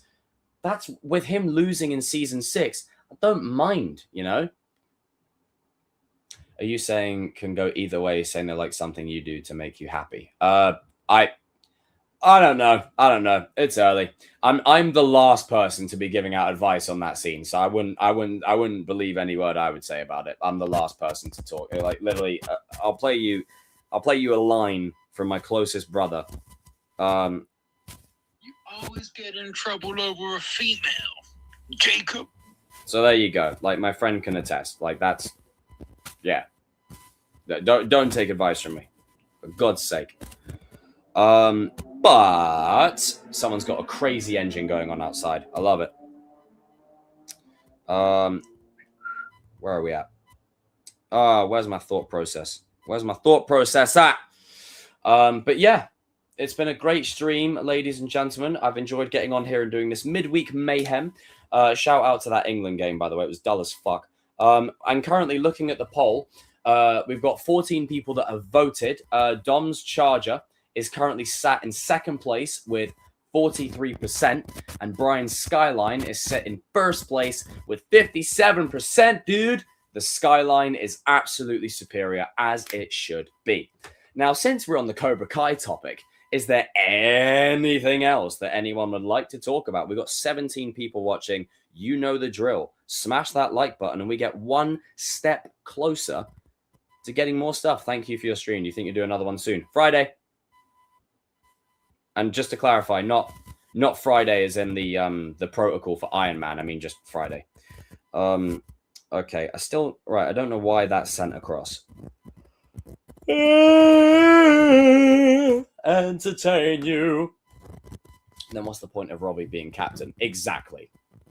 That's what annoys me. Season 4 should have been given to the legacy kids, which allows 5 and 6. Exactly. Oh, Sam and Robbie should have won in season 4. Because then Tori's with it. Sorry, you would have to change a lot, but if you're going to end up with Miguel and Tori winning, you should have had Sam and Robbie win in season 4. Stand by what I said. Because then, 1, they've got the win. 2, I think the whole point of Robbie's character is to show you don't have to win.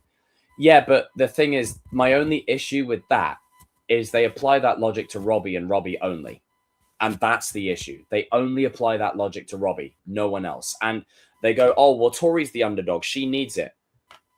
Motherfucker, the dude's eating cereal with water. Huh?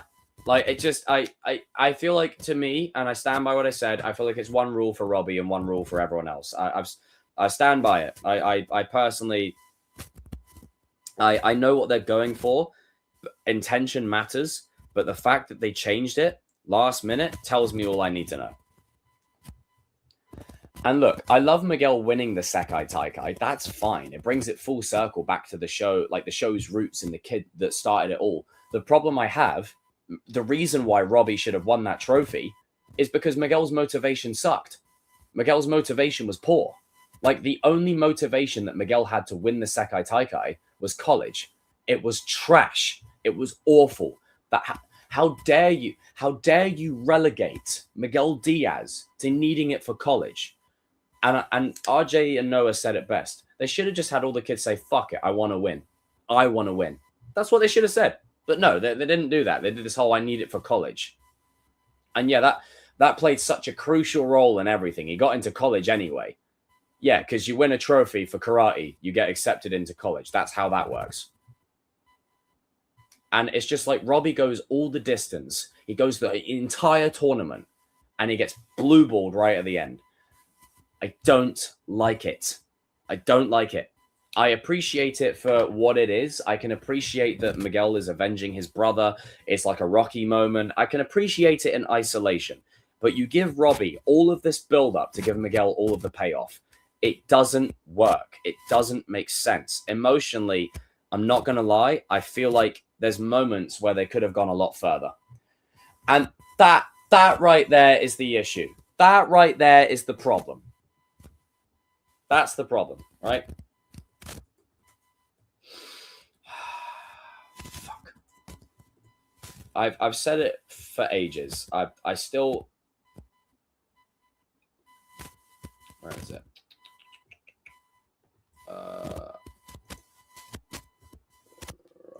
I don't think I can find the clip, but the part where, you know, what's his face? Robbie and Tori, they're like planning and training. And it's like you and me on that podium side by side for the entire world to see. Like, yeah, just go up there and stand up there with your ex, why don't you? The problem with Miguel winning in season 6 is his character just stopped being interesting after season 3. I stand by it. Robbie took over the show in season 3. Sorry, he did. At least for me. Robbie being with Tori is BS. Like, he's getting Tori. Yeah, look. The biggest issue I have with this Robbie and Miguel debate, right? And this is the biggest issue. I've never, ever gone into it being like, oh, I can't stand Miguel, blah, blah, blah.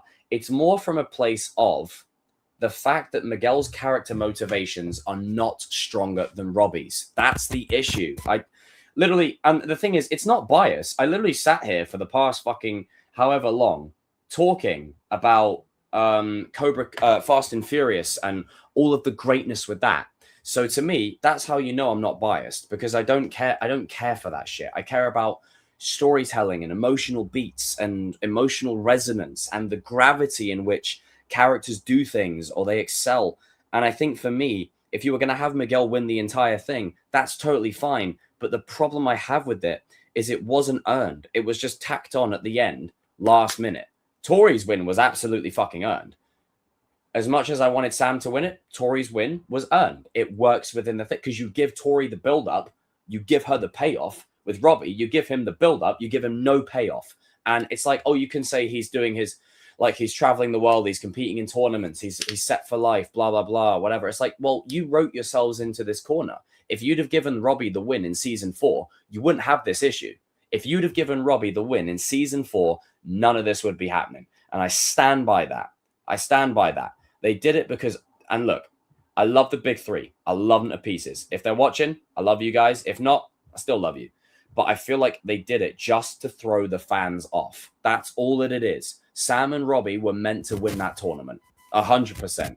It's written from literally the start of the season. Lawrence and LaRusso fighting against each other on the grandest stage of them all, the All Valley. That's what it was. And don't get me wrong, we got a great story arc with Tori and the whole like cheating plot line in terms of like, you know, Silver paying the ref. We got a great story arc there. But again, the issue I have is it feels synthetically created and tacked on just at the last fucking minute. Guys and girls, we've got 17 people watching. Smash that like button. Now, remember, please do vote in the polls. We're also currently, as of this moment, 2 likes away from 20. So you know the drill. 17 people have voted. 35% say Dom's Charger. 65% say Brian's Skyline. Now, and that's all that it is. It's just pure fan service. And that's all that it is. That's all that is. And if you say anything other than that, you're lying. It's literally just taking Robbie's payoff. I stand by it. And this is the thing. A lot of people on this space will switch up for the press passes or to get clout or to avoid ruffling feathers. I have stayed consistent for years. I have not bent the knee whatsoever in any way, shape, and form. I stand by what I said, 10 toes down. Robbie should have had that trophy dead to rights. I stand by it. Or they could have executed it better and in a different way without injuring him needlessly. They have Robbie all the setup to win. Well, there you go. I just hit my own bloody, I hit my own microphone. One sec.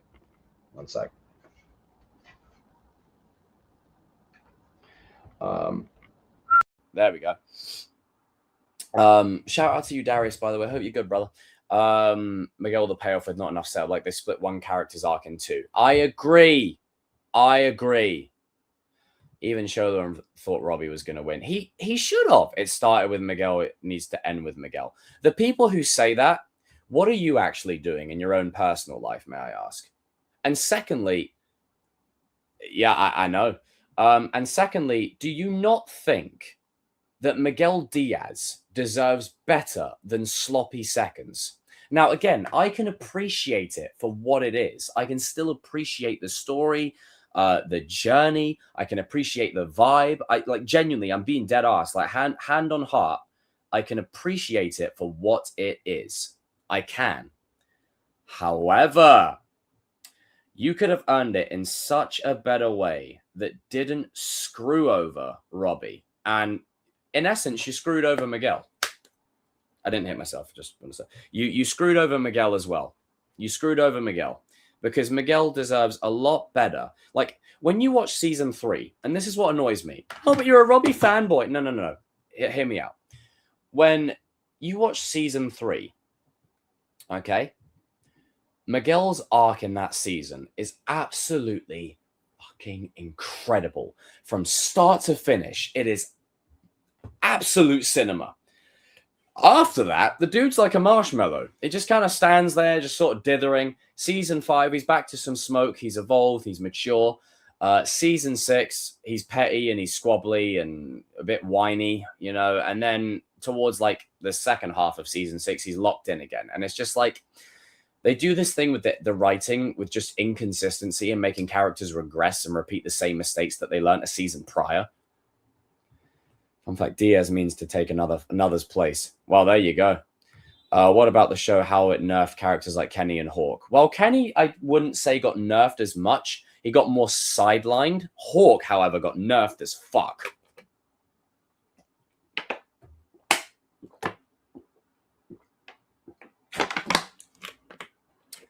Miguel's win is also contrived. Quan had to die after a huge fight breaks out, and the tournament rules had to be brain dead for him to win after he lost a fair fight to Robbie for the chance to... Yep. I mean, literally, as soon as the semi-final draw happened, like, as soon as that semi-final draw happened, I was like, nah, fuck, it's over. They gave Robbie his moment.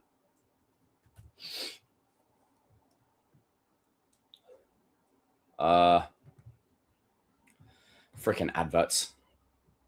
I'll probably round off in a second, guys, but it's been a good stream. Good turnout as well. Thank you all for tuning in. It's been great. And also, I was saying, I'm looking sexy as fuck right now. I mean, don't you think? Or is it? Okay, so it's this bit. As soon as they did the draw, I just knew. I knew it was over. I knew it was wraps. And it's a shame. It's a shame. They overused the unfocused trope. Yes, they did. Shit like this. Like, literally. And we look forward to seeing you tomorrow. Freaking as soon as our like, first semi-final match will be Diego Aguilar versus Sanjay Zoom. As soon as that happened, I was like, yep, this is over. And our second man, Quan had so much aura, man. Semi-final match will pit Axel Kovacevic against Robbie Keane. As soon as I saw that, I was like, nah, it's over. I was like, it's done. I was like, it's over. They're going to find some way to break up the fight, or like Robbie's going to get injured or something like that. I was like, this is over. We're cooked. And the thing is, I will be real. Like, this is, you know, I don't mind sharing this with you guys. I knew that Quan was going to die before I watched this. I knew. Because there were so many leaks and shit that were flying around all over the place. Trying to stay leak-free was a damn near impossible challenge. So I just knew that he was cooked. I knew it was over. And I was like, you know, I know that Quan's going to die. I know that Robbie's going to get injured. A lot of the fun has now been taken out of the ride, and it sucks, dude. It sucks. They made such a big deal of Robbie sending Cobra Kai packing and then immediately undo it with hanging Russian cheat so they can stay. Yep, that's all it is. Such a big dude. He is a big dude. Christ almighty. Compared, I think it's because everyone else is kind of short. I don't like that Miguel had to carry the T on his back, in my opinion. I mean, well, this is the thing. I don't mind Miguel having aura and carrying stuff. That's fine. The issue I have is that Dimitri is not that bad of a fighter. Hawk is not that bad of a fighter. Even Devon is not that bad of a fighter. Yet they all look incompetent as fuck. And I think that is wherein my issue lies. That's my problem. And I feel like for me personally, you can do so much more than just regressing these characters to just sitting there being cannon fodder. Like, I hate it. I hate that. You know, I hate that. And I think, you know, we're at a point now where a lot of these characters, man, they've got to do better. Great stream. Best way to start the day. You are absolutely welcome. Have a great day down under. Oh my God. Speaking of great day down under, another Aussie. There you go. What the fuck, dude? You know when you okay.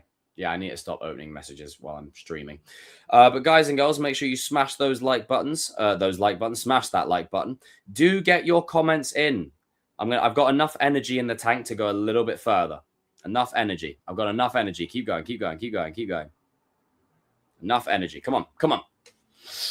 Keep going, keep going. Feed me. Meant exactly what I said. Devon even took out a captain in the brawl. Yeah. Hasta la vista, baby. Miguel not struggling at all is just not believable. Yeah, I know. What did you think of Dimitri overall? Whiny, annoying, regressed his character, reduced him to complaining like a little bitch in the corner. Yeah, exactly. That's the problem. It tears the characters down, and I don't like it. I don't like it. Robbie versus Axel Part 2 had more stakes. Robbie versus Axel Part 2 was fucking lit. I'm sorry. Like, genuinely, where was this tone from Axel going forward? And hot take, I don't think they should have made Axel redeemable. Hot take, I know. You can redeem him in a later season or a later project and have some gray, but the problem is Cobra Kai is too gray. That's the problem. I want it, and the thing is, Quan is an out-and-out villain. The dude is an asshole.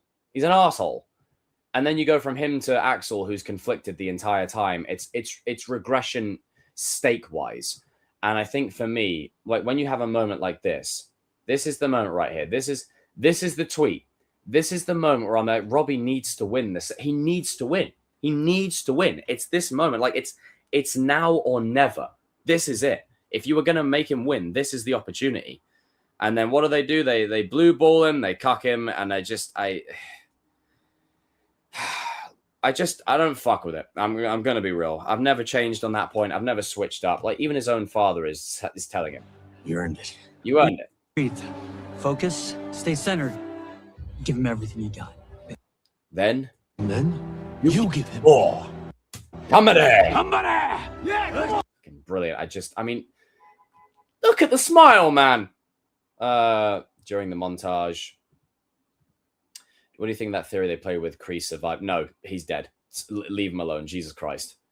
And it's just the way the score builds crescendo. And this right here, I mean, hey, look, I mean, I don't mean to brag, but I mean, shit, we got a little man bun, vibe going on. I love the fact that once he was on the news as a fugitive for nearly killing someone, and now he's on the world stage, shining, leading his team, and showing that there's always a path to redemption.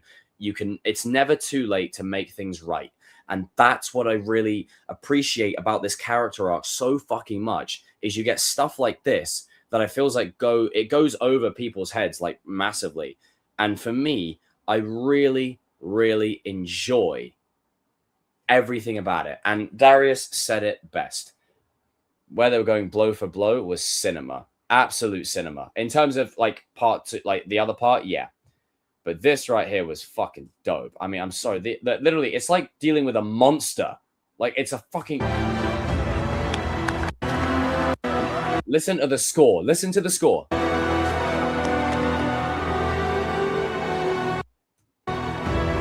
Ready? I mean, literally, it's a monster. It's a monster. Israel, what's up, dude? All right, as of right now, let's see how many likes we're on. Also, vote in the chat for what car you prefer. Currently, we are on 19 likes. We're one away from 20. Let's fucking go. So 35% say Dom's Charger, 65% say Brian's Skyline. Beautiful score. It's brilliant. Leo and Zach, they never miss. Would have been full circle, finally winning. It's definitely the most interesting character. I relate to Miguel personality-wise. That's fair. That's the thing. Personality-wise, I'm more like Miguel. In terms of backstory and similarities, probably more like Robbie. I'm like a hybrid of both. This right here was...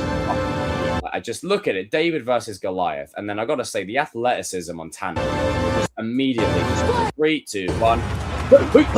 Like, literally just doing triple kicks and shit. Fucking brilliant. Brilliant. Absolutely brilliant. That is a very unflattering image. I got to say, I like how I was talking about Spider-Man, Fast and Furious, and now we're back to Cobra Kai again. Damn it.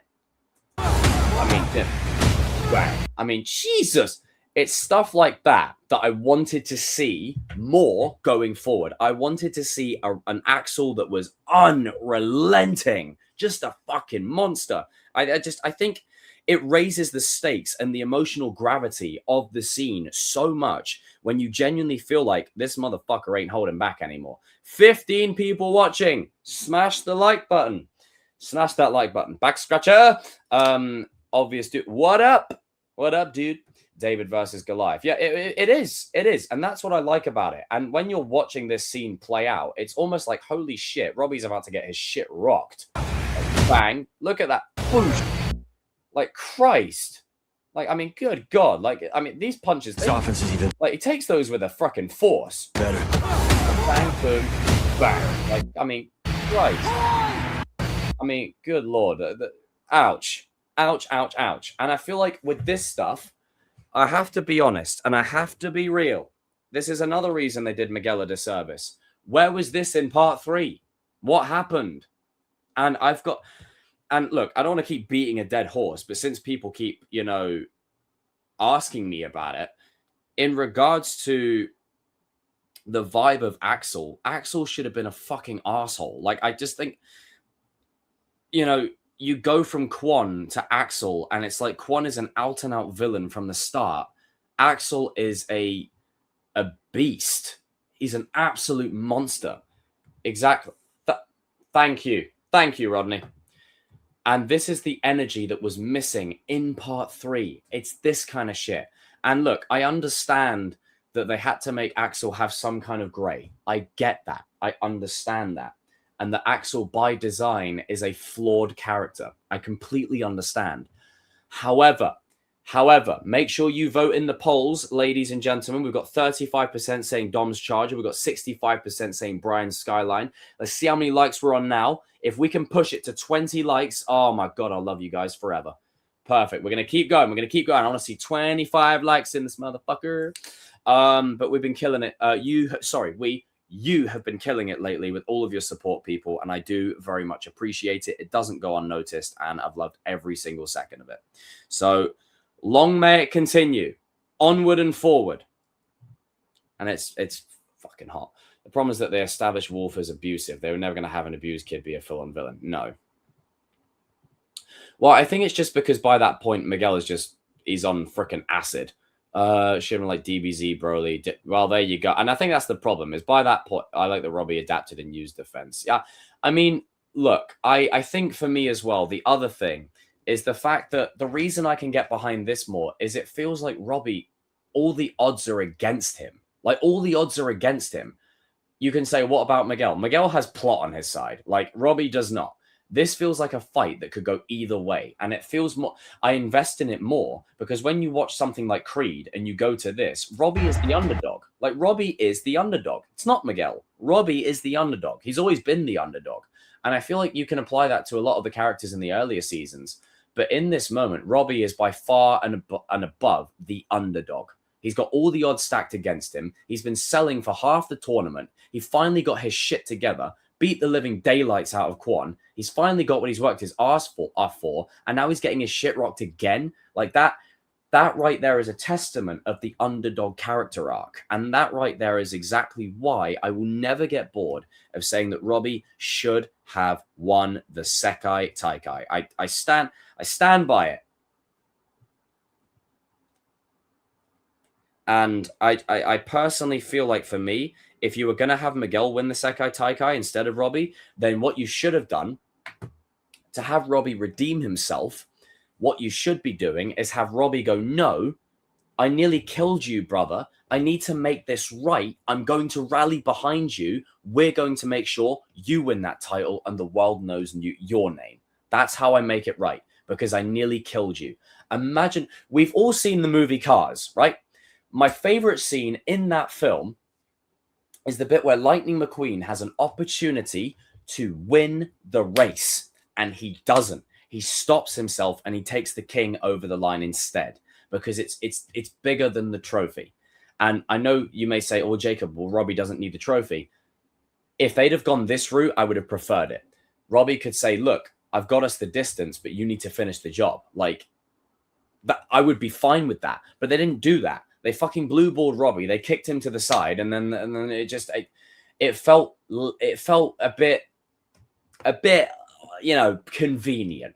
I would have absolutely fucking loved it if there was a great moment between the two characters that was very much in the vibe of this. All right, I'm going to pull up the scene because this is important, and I've talked a lot of. And look, I'm not trying to get on my, you know, soapbox thing, but I think personally this is one of the most impactful scenes I have seen in the entirety of cinema, and I think it encapsulates everything that I look for for in storytelling. And I think Robbie and Miguel needed a moment like this. Cars is the...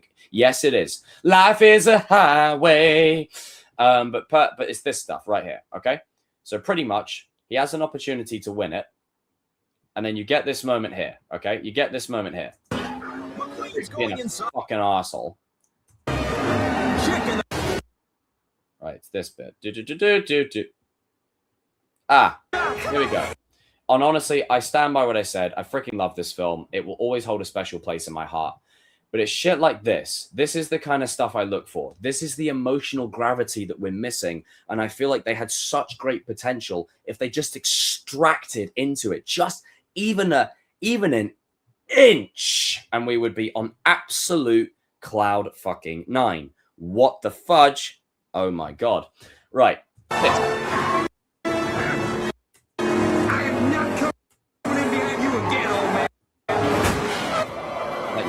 No honor, no integrity, nothing. And I would have loved... See, exactly. Darius understands me. Robbie would have said something like, look, it's just a cup, you know? And that is the essence of what they're trying to say Robbie's arc is. The problem I have with it is they keep giving it to him, taking it away, giving it to him, taking it away. It's so much more empowering for Robbie to nearly win it and say, you know what? No, this is your fight. You deserve to whoop his ass. The same way that they had Sam allow Tori to fight ahead of her, that's what they should have done with Robbie and Miguel. Or what they should have done is they should have had Robbie go down in a blaze of glory and say, look, I'm going to weaken him. I'm going to soften him up. Go finish him off. Something like that. Did we get that? No, we didn't get that.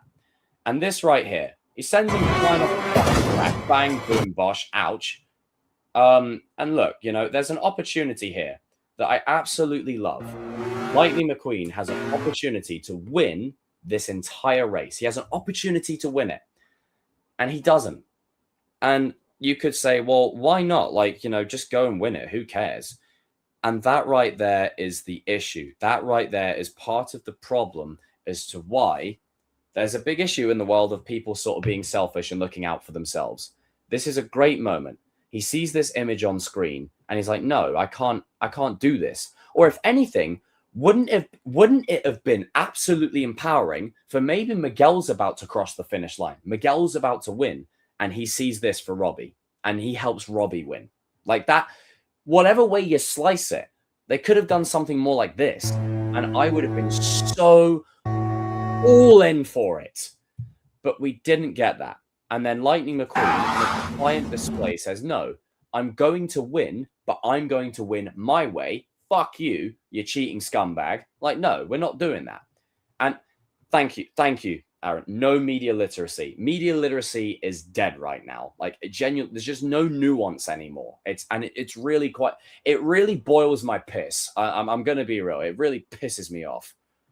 But no, I'm not going to do it. Nick's like, yeah, I won, you freaking ugly, stupid fucking... And the thing is, I don't care about that. What I care about is this. Lightning going back and saying, no. What are you doing, kid? I think the king should finish his last race. And that right there is the essence of everything I look for in storytelling. He helps him over the finish line just to say, look, if this is your last race, this is not going to be how the people remember you as long as I'm around. And that right there is the biggest crux of it. It's about honor. It's about integrity, respect, doing the right thing. And that is the essence of Robbie and Miguel's character arcs. And I really wish they honed in on this so much more, because I feel like that's the problem and that's what's missing. And that's why I have such an issue with the way season 6 played out the way it did. Because when you look at something like this is what I look for. It's this stuff. You can't tell me, ladies and gentlemen, in the comment section, you cannot tell me that a scene like this between Miguel and Robbie wouldn't have elevated the material so much more. I love Cobra Kai to pieces. It's going to always be one of my favorite shows till the day I die. But what separates it from being a good show and a great show is shit like this, you know? It's also the opposite of what Cree says. It's not about the prize. It's about eliminating what stands in the way. It's about neither. Exactly. Yep. Show treats me also include himself, and there's something to be proud of, despite him fighting dirty. Thank you. And look, he pushes him over the finish line, and it's just it's a great moment. It's brilliant. I love it. It's brilliant. There's so much honor and integrity in this one scene alone. I freaking love it. And I love the fact that Lightning could win, and he basically says, "No, I'm not doing this. Like, I'm not doing it. Sorry. No." Exactly. You would respect it even more. And that's what I think my issue with the show is it misses those little story beats, those little opportunities to go all in a little bit further. Like, i.e., season 3 with Robbie and Juvie, for example. I would have had moments where Robbie's sitting there late at night reflecting on what he's done. Stuff like that really allowed Tanner to act his bollocks off a bit. I would do stuff like, how do I put this? For Hawk in season 5, the weight of becoming champion. What is it like now? The burden of responsibility. Like, he is now the front runner. He's the champ. Like, he's no longer the guy that's in the shadows. He's no longer Robin. He's Nightwing. Like, what is the dynamic between him and Miguel now? What does that say? What does that look like? And I think that's a great conversation to have. And I think it's so empowering and impactful to have scenes like that, because they elevate the material from a 0 to a 5 to a 10. And it adds so much to it. Yes, he does. How you win is as important as winning. Exactly. Exactly. How would you rank the season 6 from worst to best? Okay, right. I've talked about this before. Let me just quickly, hang on. Hang on, bear with me. All right.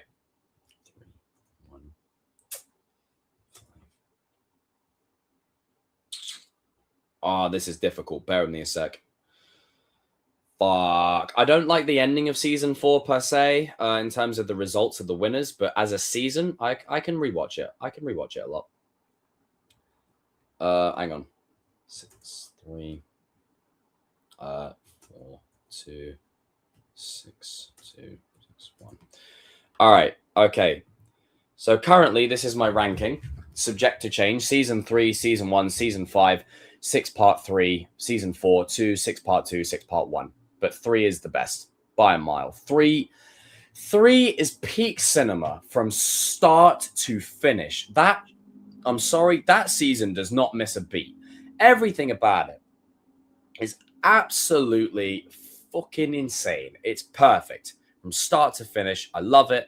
And, you know, I really do enjoy the notion of season 3. I'm sorry, I do. I do. Season 3 is honestly the best.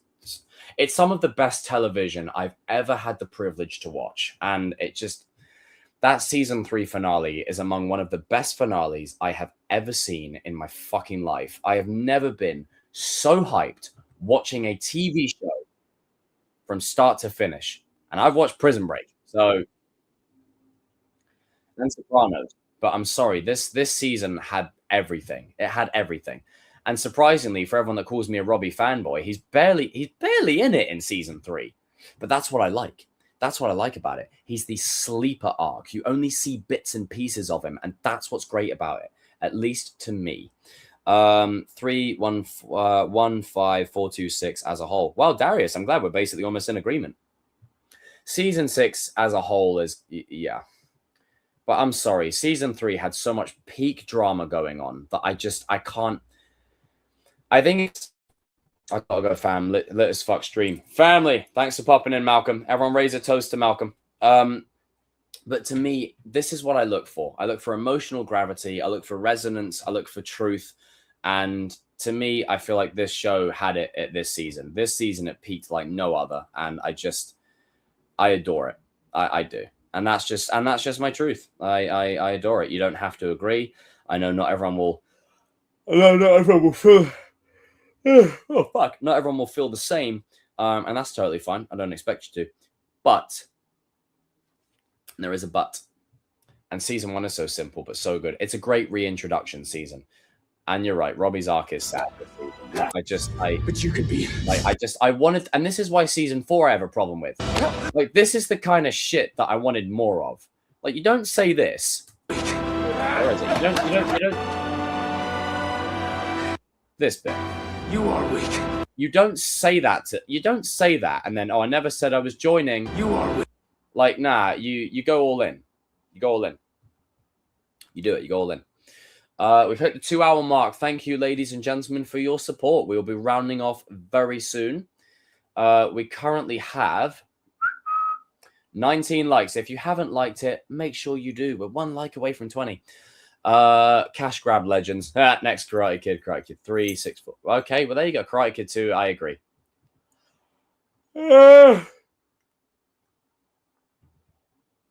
Oh, the Kreese flashbacks were incredible. Oh my God. Absolutely amazing storytelling.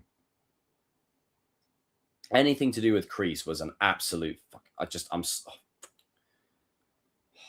brilliant. It's brilliant. It's brilliant. What the fuck? Okay, I got to change that. All right, well, we're going to be rounding off in a sec, guys. Season 4 will be a bit darker. Me too.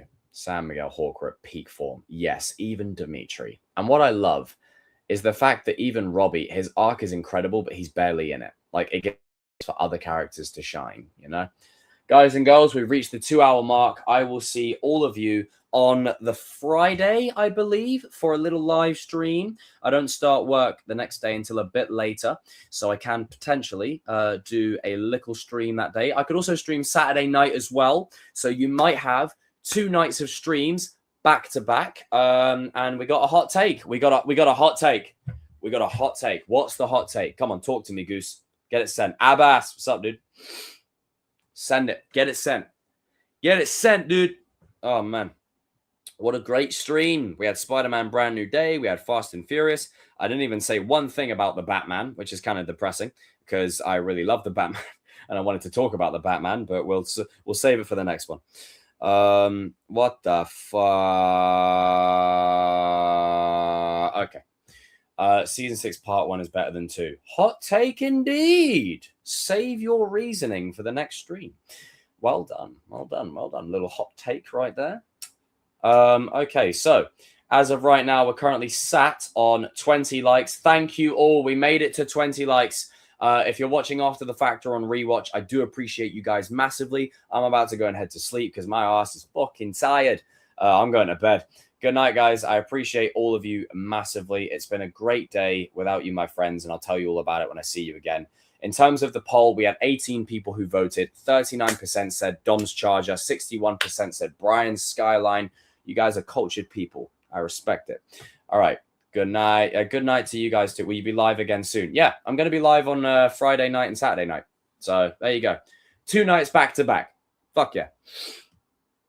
Shout out to Lady Hawk as well. Appreciate you guys wholeheartedly. It's been an amazing stream. I'll bring some of the boys on probably on the next one. So, and thank you for the pints to me. I do appreciate that. I will take that pint. I'm just, yeah. Oh my God. I gotta say, the whole vibe today is literally Miami Vice. I'm here for it. Love you. I love you too. All right, we'll see you guys soon. There you go. I'm just gonna play a little clip from our sponsor just because it's funny. There you go. Let's have a look at the Hulk's ass. There you go. No, Carl. And also, guys and girls, make sure you comment certain clips that you want me to add to the stream. We've got a couple. Hello there. So I would definitely like some more. That would be a lot of fun. I've got some great recommendations already. The ones that I have so far are as follows. We've got Bullseye saying, I'm one of the good guys. We've got a Pennywise clip, could be anything. Salud mi familia, got that one as well. Monty Python, Scratch Your Arms. Teabag from not just a teabag, yeah, Yorkshire tea. Teabag as in from Prison Break when they see him again and they look at him from the table and they go and chase him. And Quan where he says lovers quarrel. So those will be added into the pipeline. Now, ladies and gentlemen, it's been an absolute pleasure. As always, make sure you smash that like button if you haven't. I will see all of you not tomorrow, but the day after for a live stream on Friday night, Saturday night. It's going to be a great vibe. Back scratcher. See you guys soon. Look after yourselves and each other. Peace out. Yeah.